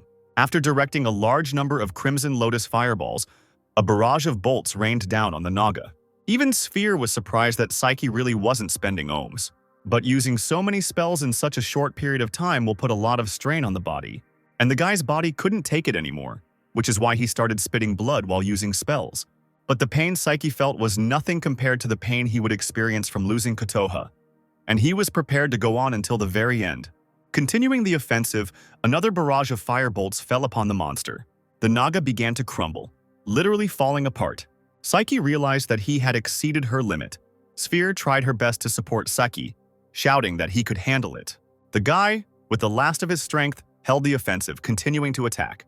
The Nagi lizard also began to disintegrate, disappearing into thin air. This was the very ending that Seiki had been waiting for. After releasing the last fireball of the Crimson Lotus, the reptile inflated itself like a balloon, and suddenly it exploded, disappearing before the eyes of the guy, whose level was immediately increased. For this victory, Seiki received Nagi's poisoned blade. The guy was very pleased with this reward, but he had almost no strength left, and he couldn't even rejoice. Looking to the side, the boy fell to the ground, causing the sphere to fly worriedly towards Iori. The young man even managed to smile to reassure the fairy. Sphere exhaled. Seeing how the guy felt more or less normal, praising him for a job well done. For now, Saiki could rest, because since he had defeated the boss, it meant he would soon be automatically teleported outside. But the boy did not hear the fairy's words, falling asleep lying on the ground. After some time, he was transported back home along with the sphere. But suddenly, the fairy realized that she had screwed up. Saiki's assistant entered the wrong coordinates, and they returned to the wrong home. Once in the street alley, the fairy heard someone coming and had to quickly disappear. Saiki only saw for a moment the small pink cloud of the disappearing sphere. Amami-san came out from behind the wall, not expecting to see the guy at all.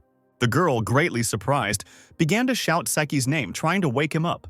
The guy woke up suddenly, lying in bed. Saiki couldn't figure out where he was at first, looking around. Turning his head, he realized that he was in the girl's room. Without getting up, he heard a rustling sound on the other side of the room, which made him very wary. It was Amami who, upon seeing the boy awaken, immediately began to exclaim, rejoicing at his awakening. Saiki was very surprised when he realized that he was in the girl's room. Amami told how she was walking down the street and saw a guy lying unconscious, and he was very pale and weak, so she decided to help. Sitting up in bed, Saiki thanked Amami for saving him. But the girl laughed and said that there was no need to thank him. And the most important thing was that Saiki was okay. And yet, Amami was interested in why the boy was alone and exhausted in the alley. Saiki decided not to mention the secret dungeon and told how he decided to go to a C-rank dungeon alone and ended up being too exhausted. Amami thought the guy was crazy to go to such a dangerous place alone. Deciding to quickly change the subject, the guy once again thanked the girl for sheltering him and saving him. Amami looked away and remembered how many incidents involving awakened people had been happening lately. Pointing to a chair, the girl said that she had put Saiki's things there. But the guy's phone was broken and didn't even seem to work. Before leaving the room and letting the guy change his clothes, Amami asked if he was hungry, saying that she had made porridge. Saiki was very hungry and would not have refused some porridge. Moreover, the girl did not repay him in any way for saving her that time in the dungeon. In that case, Saiki decided to let the girl court him. Leaving the room, Amami said that she would now bring porridge, leaving the guy alone. Saiki, left alone, sat on the bed and thought about what a kind girl Amami was. While looking around the room, his eye suddenly caught a large wardrobe standing in the corner of the room. The edge of a woman's underwear was sticking out of one of the lockers, which really embarrassed the guy. And now the guy realized that the noise was because the girl was stuffing everything into that box. Amami, coming in with a tray, looked in the direction where Saiki was looking, while the guy tried not to look at the women's underwear so as not to embarrass the girl even more. But as soon as Amami realized what was going on, she quickly put down the food and ran to the cupboard, closing the doors. Blushing with embarrassment, the girl asked if Saiki had seen anything, but the guy preferred to pretend that he didn't know what they were talking about. Amami was convinced that the guy had definitely seen her underwear in the closet, feeling endless shame. Saiki first tried to justify himself, and then added that he had only seen a little bit. The girl sat down next to him on the bed and covered her face with her hands in shame, apologizing to her guest. Amami began to blame herself for not cleaning up well and embarrassing the guy. Wanting to forget about it, Amami put some porridge in front of Saiki and suggested that she eat it quickly before it got cold. And the last time, she asked to just forget about what happened and eat the porridge. Saiki, of course, couldn't tell the girl, but this memory would stay in his head for a long time. Having thanked for the food, the guy began to eat the porridge. Just taking one bite, Saiki felt how delicious the food was, and the porridge itself had such a delicate taste. Amami was very pleased to hear this, and she even shared that the secret ingredient was grated ginger. And when she was little, if she was sick, she often asked her mother to make this porridge. Saiki happily began to eat the porridge, joking that it turned out to be the Amami family's secret recipe. Having heard about her parents, the boy asked why Amami lived separately from her parents. But the girl suddenly became gloomy and told how her parents died in a monster attack 7 years ago. A huge monster grabbed mom and dad, who were holding each other's hands. And Amami herself hid under the car all this time, doing everything she could to not reveal her location. The girl saw with her own eyes how the monster tore her parents to pieces, leaving nothing of them. Saiki apologized for asking such a question, noticing how it seemed to stir up unpleasant memories. But for Amami, this happened a long time ago, and she was no longer so worried about it. The guy asked if that was the reason she wanted to become an adventurer. Amami only partially believed this, as she also wanted as many people as possible to avoid the same fate as her. But besides that, since childhood, she wanted to become an adventurer, to be amazing and cool, and she wanted to become just as strong. That's why Amami tried to force the guy to take her as a student. The girl might not have been cut out to be an adventurer, but she still wanted to give it her all for her own sake. Anami-san will definitely continue to try to become an adventurer no matter what difficulties come her way. And instead of acting for her own personal interests, she tries to act based on her beliefs. Looking at the girl from a different angle, Saiki knelt down and bowed. Amami was even embarrassed by such a gesture and began to ask Saiki what he was doing. The guy, without raising his head, recalled how he had said that the girl was not suitable to become an adventurer, and now he wanted to take those words back. And already kneeling, Saiki asked Amami if she would be willing to become his student. The girl couldn't hold back a surprised sigh, and covering her face with her hands, she stood in one place for a few seconds, unable to say anything from shock. She didn't even understand at first what the guy meant. But Saiki explained that the most important thing for an adventurer is not strength, not talent, but courage. And it seems that Amami has plenty of it. And since she was so brave, the guy wanted to help her. Saiki was quite busy at the moment, so it would take him some time before he could begin training Amami, but only if the girl herself was okay with it. Amami, having come to her senses after such an unexpected offer, bowed to the guy in response, as a sign of gratitude. Having expressed great gratitude, the girl said that if he was truly satisfied with her, then she would like to become his student.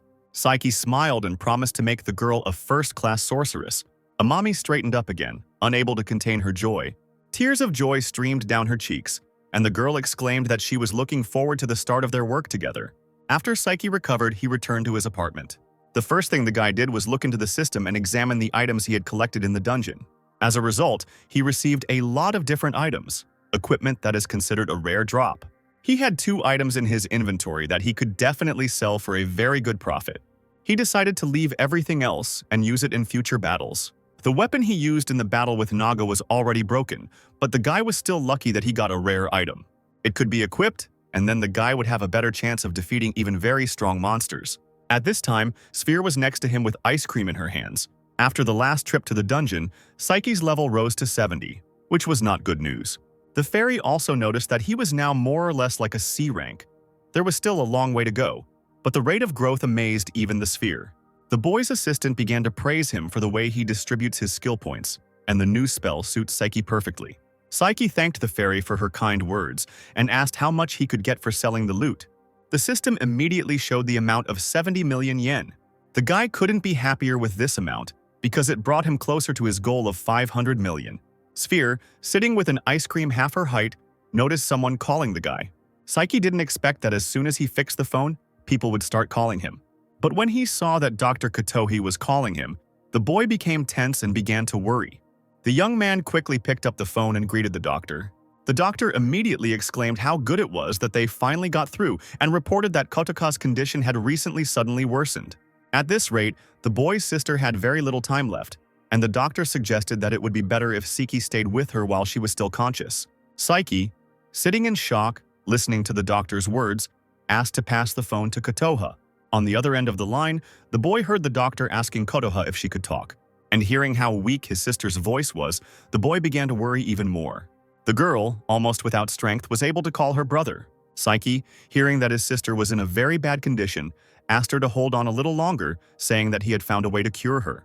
The doctor, hearing the guy's words, began to ask him not to make rash decisions and to spend the girl's last minutes of life next to her.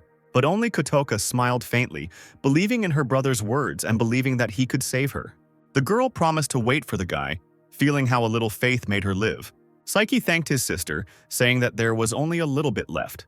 After hanging up, the guy stood silently in the middle of the room for a few seconds, thinking about his next step. Looking at the sphere, he wondered if he could earn 500 million if he cleared the A-rank secret dungeon. The fairy only suggested that it might work, but she was still sure that it was pure suicide.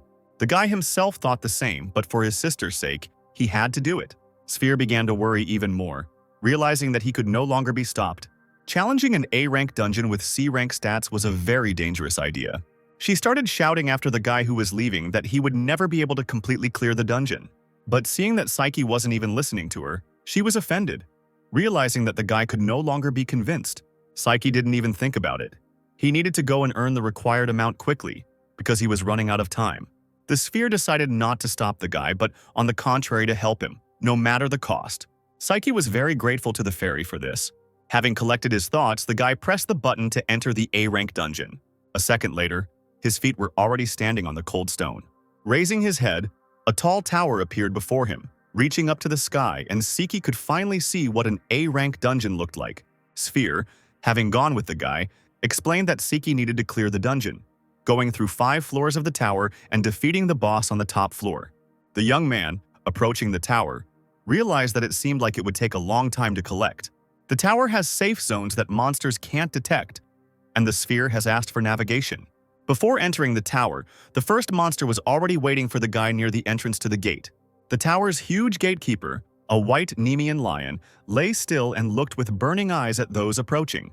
The sphere stated that the guy is currently at level 70, and the optimal level for defeating the lion is 320. Iori stood frozen in front of the beast, barely hearing the fairy's question about whether he could win. But to the guy, it was just an A-rank monster, and he was confident that he could defeat it even with his eyes closed, and if anything, it was even better for him that way.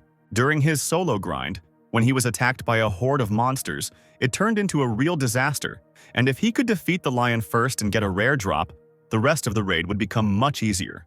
The lion stood up abruptly and began to roar with deafening force, frightening the sphere. The guy hoped that they would fight at close range. But still, Psyche used his precious experience points to unlock this particular skill. Without drawing his sword, the boy ran towards the beast, activating a new spell, Tenma, which immediately formed a blue glow around him. Tenma is a spell that causes a significant increase in physical abilities, and while it is in effect, the boy is covered in high concentrated mana. The spell provides quite a lot of benefits, but its cost is comparatively high, so it should be used very carefully. But thanks to the forbidden limitation, Seiki can use it for 0 ohms. The guy could use it without any restrictions. Despite his current stats, he can fight on equal terms with any A-rank opponent. However, he should not overtax his body with continuous use of magic. After all, he didn't want to repeat the same mistake that Seiki made in the battle with Naga. Suddenly, the system showed a notification about unlocking a special quest, but the guy himself did not understand what quest was being discussed. Sphere stepped in, explaining that special quests were a chance for Seiki to grow quickly. The guy was very grateful for this opportunity and wanted to know the details of the quest right away.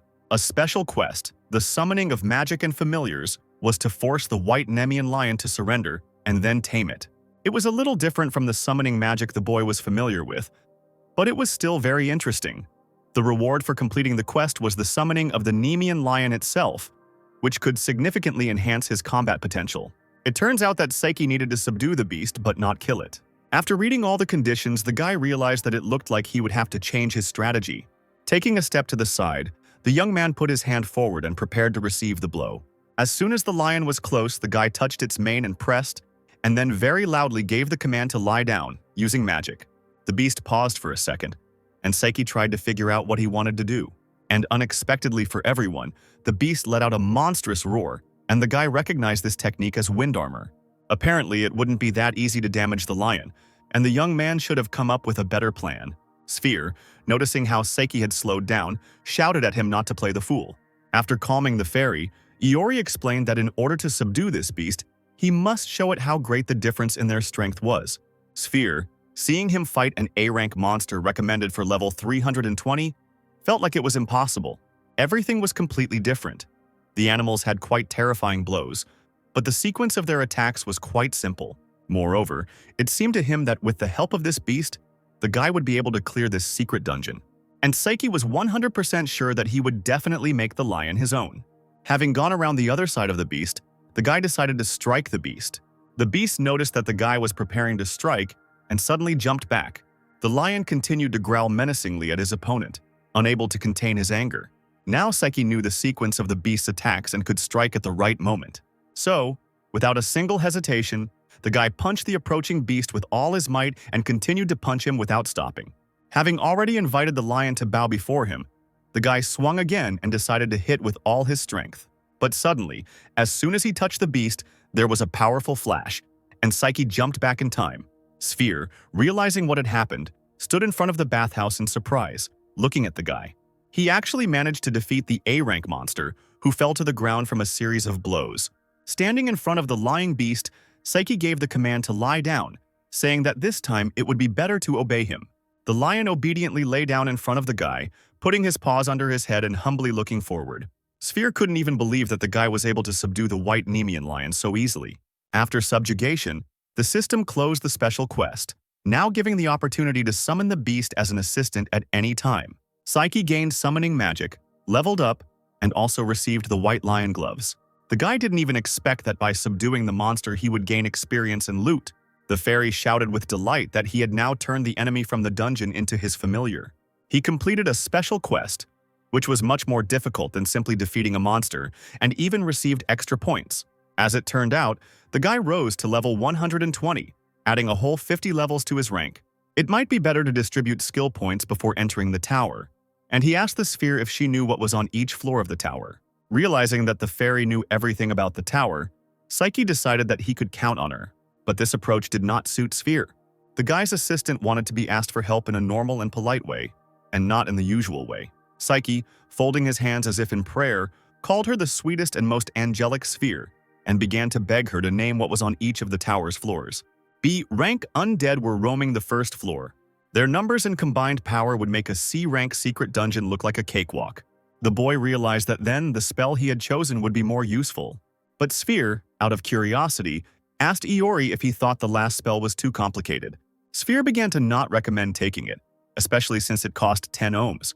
All the spells that Seiki had unlocked were simply irreplaceable, and he could turn all the enemies on the first floor into experience points for further clearing of the following floors. Sphere looked at the guy in surprise, not believing his plan. Iori simply asked her to trust him and took a step towards the tower. Looking at her height, Psyche was fully prepared to go into battle. But before entering, Sphere remembered how she had forgotten to say something very important. It turns out that once a guy enters this dungeon, he won't be able to leave until he reaches the dungeon's core on the top floor. Psyche, of course, was not at all embarrassed by this, and the fairy even seemed to know that everything would be like this, because she had already understood that the guy really was not at all afraid for his life. But Iori was actually more afraid of his sister's death than his own. Opening the tall doors, both of them walked inside, plunging into the darkness of the room. On the way, Sphere joked that Seiki was just a damn loser with a sister complex. Before the guy could object, the doors closed behind them, leaving them in pitch darkness. Seals immediately appeared above the doors, making it clear that they would no longer be able to open easily. The sphere distracted Iori, telling him to be careful, because the evil spirits were coming straight for them. Psyche, ready for battle, decided that before the battle began, it was time to use his new spell. Using concealment, he seemed to begin to disappear, becoming invisible to everyone. And when the boy hid his presence, he called upon the white Nemean lion. As soon as the lion appeared in the hall, he was given the order to run across the entire floor and let all evil spirits target him. The white lion rushed to carry out the order, running around the floor with a loud roar. The undead themselves are quite powerful monsters, but since they are dead, they lack any intelligence. And if they have chosen a target, they will pursue it to the death. As soon as all the evil spirits on the floor chose a target in the form of a lion, the guy gave the command to run to the center and wait. The Nemean lion quickly ran to the center and stood still. The monsters immediately surrounded him from all sides, and suddenly, Psyche used petrification, causing the lion to become covered in stone and freeze in place. The evil spirits were already ready to pounce on the beast, but suddenly, a powerful explosion was heard around the beast, the light of which rushed to the very top. Petrification was a rather difficult spell to cast, especially considering it cost a full 10 skill points, and Sphere felt like it had terrible value for money. But she didn't expect Psyche to use it on an ally to create an indestructible decoy. Now that all the undead had gathered in one place, the guy only needed to cast Tenma on his sword. Drawing his demonic sword, he cast holy enchantments on it.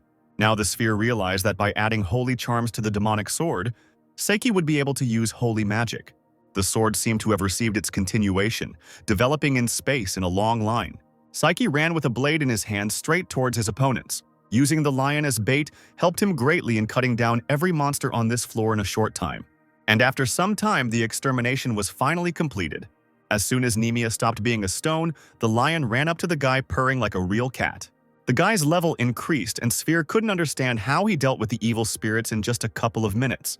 The guy thought ironically that the fairy didn't believe in him, but Sphere, who of course believed in her master, simply didn't expect to see such a quick fight with her own eyes. Thus, the guy's level doubled to level 240. He also received a lot of different items. Looking into the system, Iori examined the entire list of dropped rewards. Not really understanding how much it would cost, the guy asked the fairy if it would be enough to earn 500 million yen.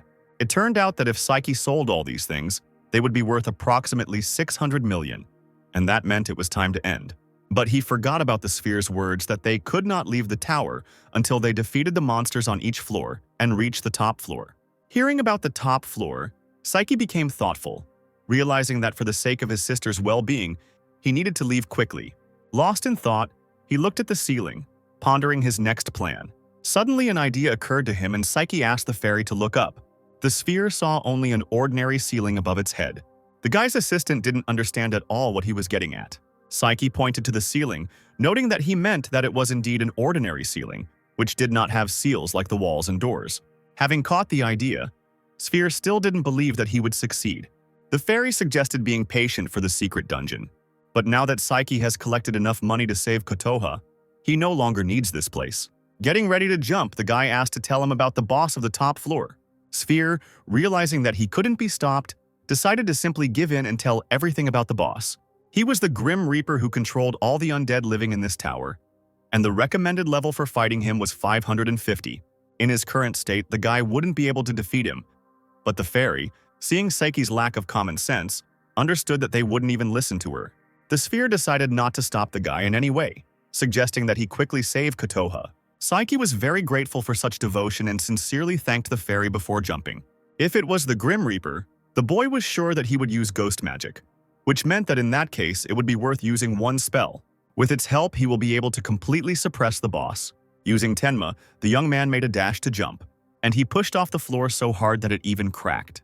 A jump of incredible power began to break through the ceiling one after another. Psyche easily passed all the unnecessary floors, punching a large hole in each one. Now there was a shortcut to the top floor of the tower. Once on the top floor, the sphere reminded us to be careful, as this was the boss arena and the Reaper could attack at any moment. Psyche understood perfectly well that in this battle he could not afford to let his guard down.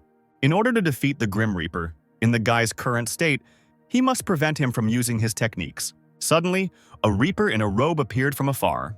Raising his bony hand, at his command, skeletons began to rise from the floor. A whole horde of monsters rose from the ground. As soon as the skeletons rose, they began to move towards Psyche. Using the perception block, the guy froze in place, not moving. After using the spell, all the skeletons began to run past the guy as if he didn't exist. Using ghostly magic, the Grim Reaper causes the undead to attack his enemies. But if you use the perception block, they will consider the guy to be the same undead, which makes his magic completely useless. The Reaper looked at Psyche mysteriously, watching his tactics.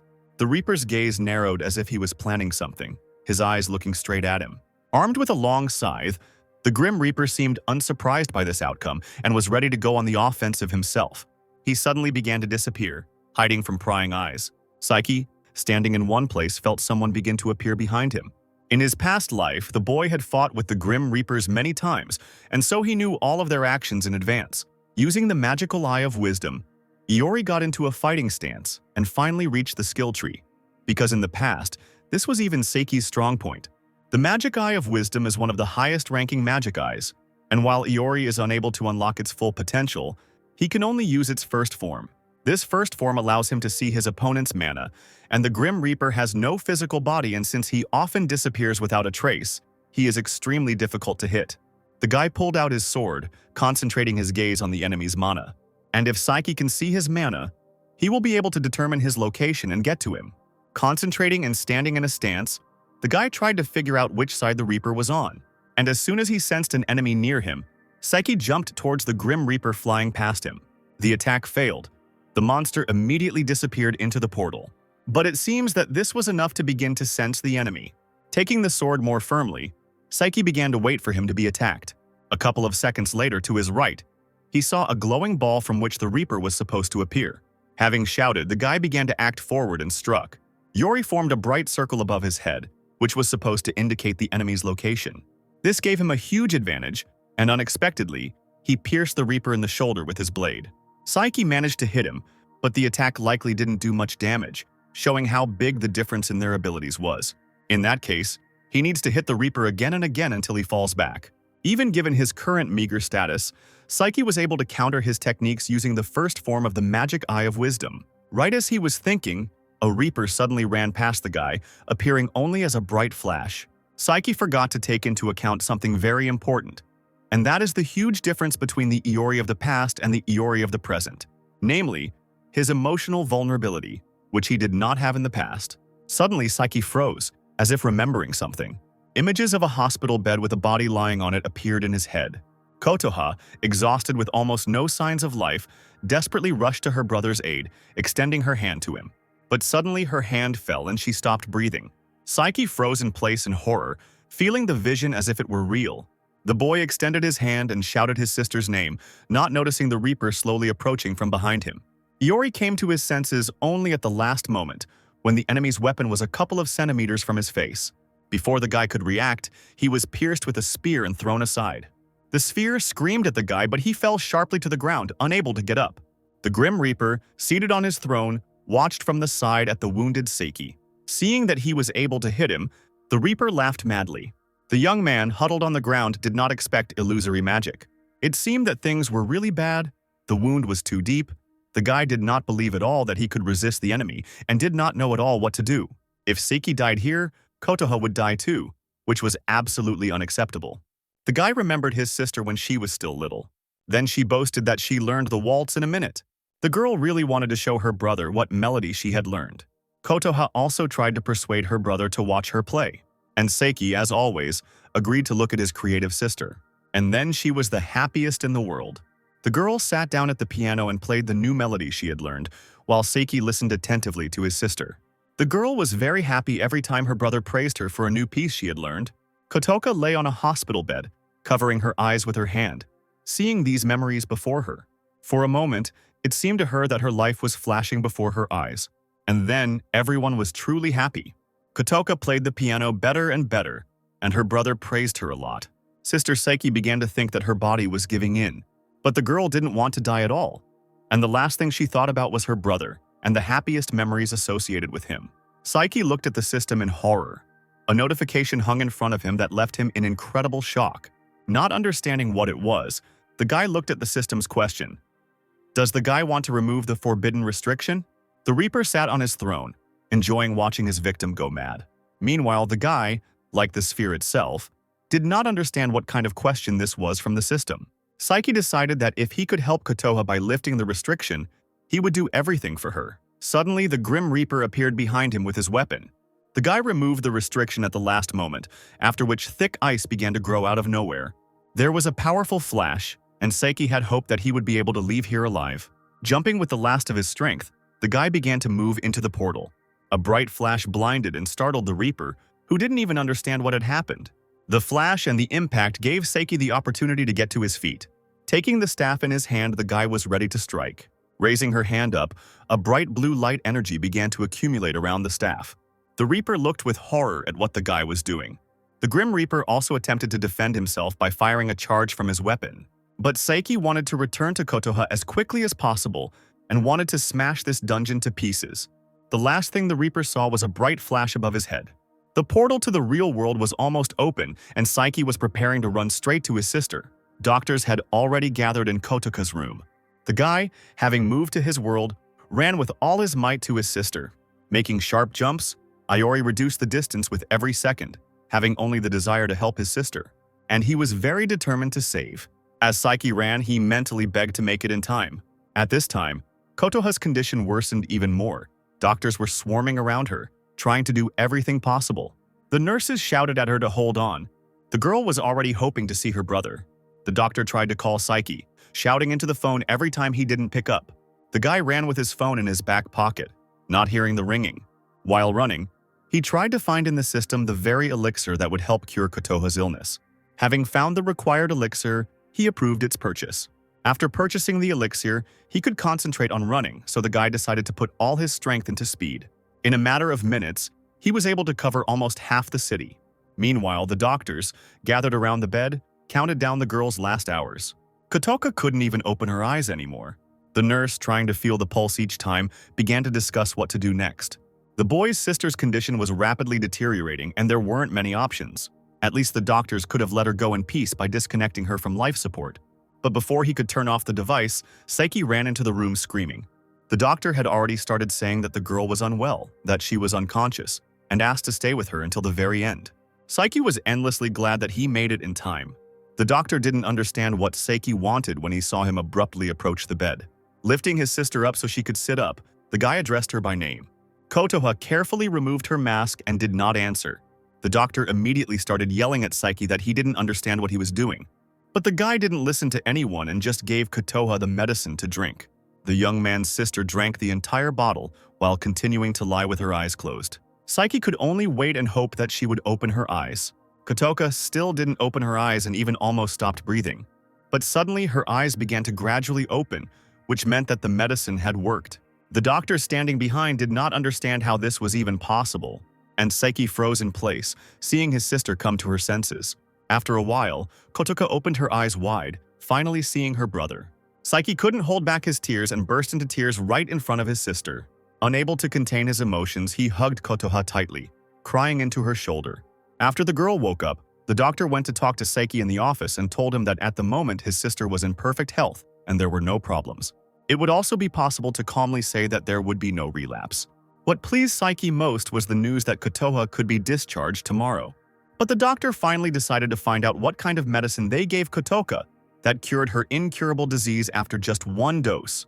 Saiki told him about the elixir, a magical drug that he found in the dungeon, and rumors said that it could cure anything, so the guy decided to bet on it. The doctor smiled, remembering how something similar had already been found in the dungeon. And such places are truly extremely mysterious. Saiki just smiled, glad that everything worked out. The next day, Kotoka was discharged and she and her brother were finally able to go outside. Stretching, the girl breathed in the fresh air, of which there was so little in the hospital room. Saiki, looking at his sister, could not be more happy about her recovery. He saw that his sister was really feeling well. Kotoha looked at her brother with joy, saying that it even seemed to her that all that pain was not real. Walking towards the road, the guy decided to call a taxi, since the walk home was not short. But his sister said that was not necessary. Since she had recovered, Kotoha wanted to walk home. Saiki decided to remind them that their house was very far from the hospital and they would have to walk a long way. But the girl then added that if something happened, her brother would simply carry her on his back. Saiki tried to dissuade his sister one last time, knowing in advance that it was useless. Having supported the decision to walk home, Kotoka was very happy, and hugging her brother they went home. Walking through the streets of the city, the guy asked his sister what she wanted for dinner, and since they were celebrating her discharge, he allowed her to choose barbecue sushi or whatever her heart desired. Kotoha thought for a moment, and then declared that she wanted her brother to cook his curry. Saiki made sure that his sister didn't have to worry about money and could take whatever she wanted. But the girl just really wanted the food her brother cooked. Hearing his sister's wish, Saiki said that in that case they should stop by the supermarket. Finally, a joyful Kotoha said that she wanted more pudding, and Saiki was ready to buy as much pudding for his sister as possible. After going to the store and returning home with bags, the girl happily entered the house she hadn't been in for so long. Entering the corridor, she noticed a light on in one room, which surprised her greatly. Kotoha looked at the door in surprise and wanted to see why the light was on there. Saiki, wanting to sort out his purchases, tried to remember why he hadn't turned off the light. But suddenly it dawned on him that there was a sphere in that room and he shouted at his sister not to go in there. The sphere lay in a filled bathtub, eating French fries with great pleasure. The fairy didn't even notice how everyone returned home. Kotoha froze in surprise, and the guy burned with shame as he entered the bathroom. The sphere enthusiastically exclaimed how wonderful the fast food of this world was, and that it would soon become dependent on it. Iori's sister looked at the fairy and couldn't understand how she even ended up there. The fairy finally looked up from her meal and looked at the people who had entered. The sphere immediately realized that Kotoha was standing in front of it, and she was very surprised that the fairy knew her. Seiki's assistant asked not to be called a fairy, introducing herself by her real name. She also added that she helped the girl's older brother and saved his life many times. Kotoha first looked questioningly at her brother, who was almost consumed with shame, not knowing what to answer. And realizing what was going on, Kotoha began to thank the pleased fairy. Sphere noticed what kind of girl she was, brought up differently from Seiki, and Kotoha laughed at these words. Iori, standing outside the door, could breathe out, realizing that for some reason they seemed to be getting along. With the groceries on the table, it was time to prepare dinner. Having placed 3 servings of curry and rice on the table, the boy wished bon appetit to his sister and Sphere, who also sat down at the table with them. The girl eagerly took a portion of curry for herself. From the very first spoonful of curry, Seiki's sister was delighted with his home-cooked food. The girl screamed with delight how delicious it was and couldn't contain her emotions. Looking at the dish, the girl said how glad she was to be able to eat her brother's curry for the first time in a long time.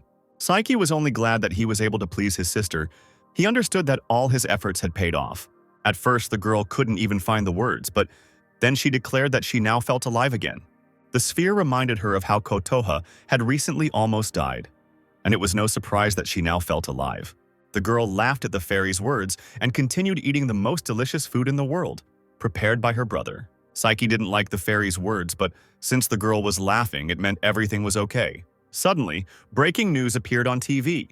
All three people in the room looked at the screen in surprise. A girl on the news announced that a huge dungeon had appeared in the Tokyo metro area, and adventurer guilds said that it was an A-rank dungeon and that they were currently calling on clans to clear it. Kotoha, who had been away from home for so long, noticed that it seemed like more and more dungeons had been appearing lately. Saiki was also confused by this news, especially about the dungeon's rank, since it would take quite a long time to clear it. Suddenly, a system with a new quest appeared before his eyes. An urgent quest called Compensation for Lifting the Restriction was to clear the Crystal Mines dungeon, and it was given 29 days to complete. Saiki was very reminded of the quest with the mute when he tried to tame the wolf. But now everything was different. Quests with a time limit should not exist. But more importantly, it is called compensation due to limitation. And the forbidden limitation is a special skill with which the guy will have to become stronger. Even Sphere didn't understand how complex this compensation was. All this time, Kotoka looked at her brother in surprise, not understanding what was going on. Saiki let out a sigh when he realized that his sister apparently couldn't see anything. And after apologizing, the guy suggested just continuing to eat. After a long day, Kotoha fell asleep in her bed, covered with books containing music scores. And Saiki, sitting in the room, tried to understand what was happening. Sphere could only guess, since the quest talks about compensation. With a high degree of probability, this concerns Saiki's transformation in the battle with the Grim Reaper. However, she had no idea about the rest, and the timer continued to tick away. This was the first time the fairy had heard about the forbidden release, and only the former Saiki could know what was going on here. But the guy still had one guess. The sphere was all ears and wanted to listen to Iori's idea. Saiki remembered that this was the first time the restriction was removed, and he was completely sure that it was about his transformation into his former self. And if we consider it a spell, the conclusion is obvious. In fact, most likely, the removal of the restriction is a protective function of the forbidden restriction. It seemed to the guy that it should have worked. But when his life was in mortal danger, everything changed. However, for the spell to work, it requires an equivalent amount of energy. But during the battle with the Grim Reaper, when he removed the restriction, he did not need to pay any compensation. But based on the very basics of magic, such a thing is simply impossible. This means that in exchange for saving him in the battle with the Grim Reaper, Saiki must, under any circumstances, pay compensation as a deferred payment. But Iori still didn't understand much. Sphere was confused that the guy called it all a deferred payment. And this meant that the completion of the quest obliged the guy. And if Saiki doesn't complete the urgent quest within the allotted time, he will most likely die. The fairy, afraid of the consequences, panicked, saying that then they should hurry to clear the crystal mines, because most likely this is the same dungeon that was talked about on TV. Saiki also thought that this was the dungeon from the news, and it looked like his adventures as an adventurer were continuing. In the morning, Kotoka got ready to go to school. Having gotten ready, Sister Saiki said goodbye and went off to school happily. Saiki wished his sister a happy day and decided to wait until she left and then go on the quest. Kotoka couldn't get enough of her recovery and, anticipating a good day, went to school. Saiki, watching his sister from the balcony, was very happy for her. First of all, the guy came to the guild to ask to pass the exam to be promoted to rank A. His words were not even taken seriously, and he was asked again whether he was sure of his intentions. But Iori was 100% confident in his plan. The girls at the counter began to whisper that from time to time, incompetent people like that would come here and ask to take an exam that was inappropriate for them in order to get promoted. And they thought that Saiki was just trying to prove himself. The guy heard perfectly well what they were saying about him, but decided not to react in any way. Crystal Mines is a huge dungeon that suddenly appeared in the Tokyo metro area due to the fact that it is under the control of the Adventurers Guild. This dungeon is a normal one, not a secret one, and in order to clear it, the guy will have to join a clan of at least rank B. But to do this, he will first need to increase his own rank, because he has only been in secret dungeons and therefore his rank reflects an obvious lack of achievements, and there is no other choice but to immediately increase his rank. To pass the A rank exam, the guy will have to take a stat measurement and also pass a practical exam. First, The boy was asked to touch the ball to see its characteristics. And as soon as the girl at the reception desk saw how incompetent this guy was at level 240, she didn't even know what to say. The girl was a little confused and stated that Saiki had passed the measurement of characteristics. Having said that he would be called later, the young man decided to take a walk. As he walked down the corridor, he noticed someone arguing off to the side. The tall man yelled at the boy that it was no wonder a brat like him was thrown out, while the boy insisted that he wasn't the only one responsible for them failing to clear the dungeon. A rank adventurer Ryuzaki stated that they had failed precisely because the young man in front of him had a useless support skill. The boy could tolerate the fact that he only got a small part of the entire spoils, but they would never take the blame for the clan's failure. Ryuzaki said that they couldn't clear that dungeon only because of the guy's short-sightedness. The adventurer was about to hit the guy for simply trying to shift the blame. He swung and shouted that it was no wonder he had been expelled. But suddenly, Saiki stood in front of the young man, covering him with his body. Ryuzaki looked at the guy with confusion, calling him a bastard. Saiki claimed that he was just an adventurer passing by. The man suggested that it would be better not to poke one's nose into other people's business and to step aside. But Iori wasn't going to approach until it came to blows. The man was about to start a fight with Saiki, but the loudspeaker asked Ryuzaki-sama to come to the reception. The guy left Saiki, saying that they should think how lucky they were to have avoided a fight today. But Ryuzaki wasn't going to let them go just like that, and promised to return to the conversation a little later. The guy, left alone with Saiki, apologized for having to intervene, but Iori was not against helping. Saiki was curious about what had happened between them, but the guy was embarrassed to tell this story because, from the outside, it would look like a complaint. It turns out that man Ryuzaki is the leader of the Red Dragon clan, which the guy belonged to, and it was an excellent clan with high morals. They wanted to clear a high-level dungeon with a group of 10 people, but then they stumbled upon a trap in which everyone died, except Ryuzaki and the guy himself. The blame should be solely on Ryuzaki, since he was the leader of the clan, and the guy himself, as a support, had a rather low position. It all sounded very terrible, and Saiki even felt it. Finished speaking, Saiki was called to the exam for promotion to rank A. But before Iori could leave, the guy suddenly shouted that perhaps Ryuzaki had been called to the reception desk specifically to act as an examiner. Most likely, he will be Saiki's opponent. The boy warned Iori that every time Ryuzaki acted as an exam, his opponent received terrible injuries. Even this didn't frighten Saiki, and the boy was prepared for any surprises during the exam. The young guy still began to worry about his new friend. Saiki entered the arena. Ryuzaki began to laugh and gloat at the guy. A wild look came out of him while Iori calmly prepared for the exam. Finally, Ryuzaki told the boy not to think that he would be able to get out of here unharmed, promising to make sure that Saiki could no longer become an adventurer. But Iori, to his surprise, said how glad he was that Ryuzaki had become his opponent. After all, with such a thug there was no need to hold back and it was possible to get even in full. Ryuzaki tensed up after hearing such words from such a weak-looking guy. The practical exam began, and Ryuzaki was the first to go on the offensive. He swung his fist and missed the first blow, which landed on the ground. Saiki dodged the enemy's powerful attacks in time. Saiki even found it amusing to see the enemy split the ground with his bare hands. For an A rank, Ryuzaki had pretty high stats, but for every blow, the guy ran away or jumped back, thereby angering his opponent even more. Ryuzaki, who thought he could win so easily, didn't expect this from Saiki. Meanwhile, Iori himself also decided to go on the attack, but not from below, but from above. Even though Ryuzaki noticed him, the boy flew straight at him to deliver a powerful blow. Saiki dodged his opponent's fist in mid-flight, further irritating him.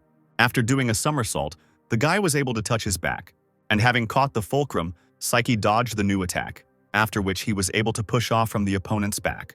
The young man jumped back almost to the edge of the arena, and his opponent, turning around, just smiled. Thinking that Saiki could be defeated so easily, he just thought the guy was lucky to be able to dodge the attack.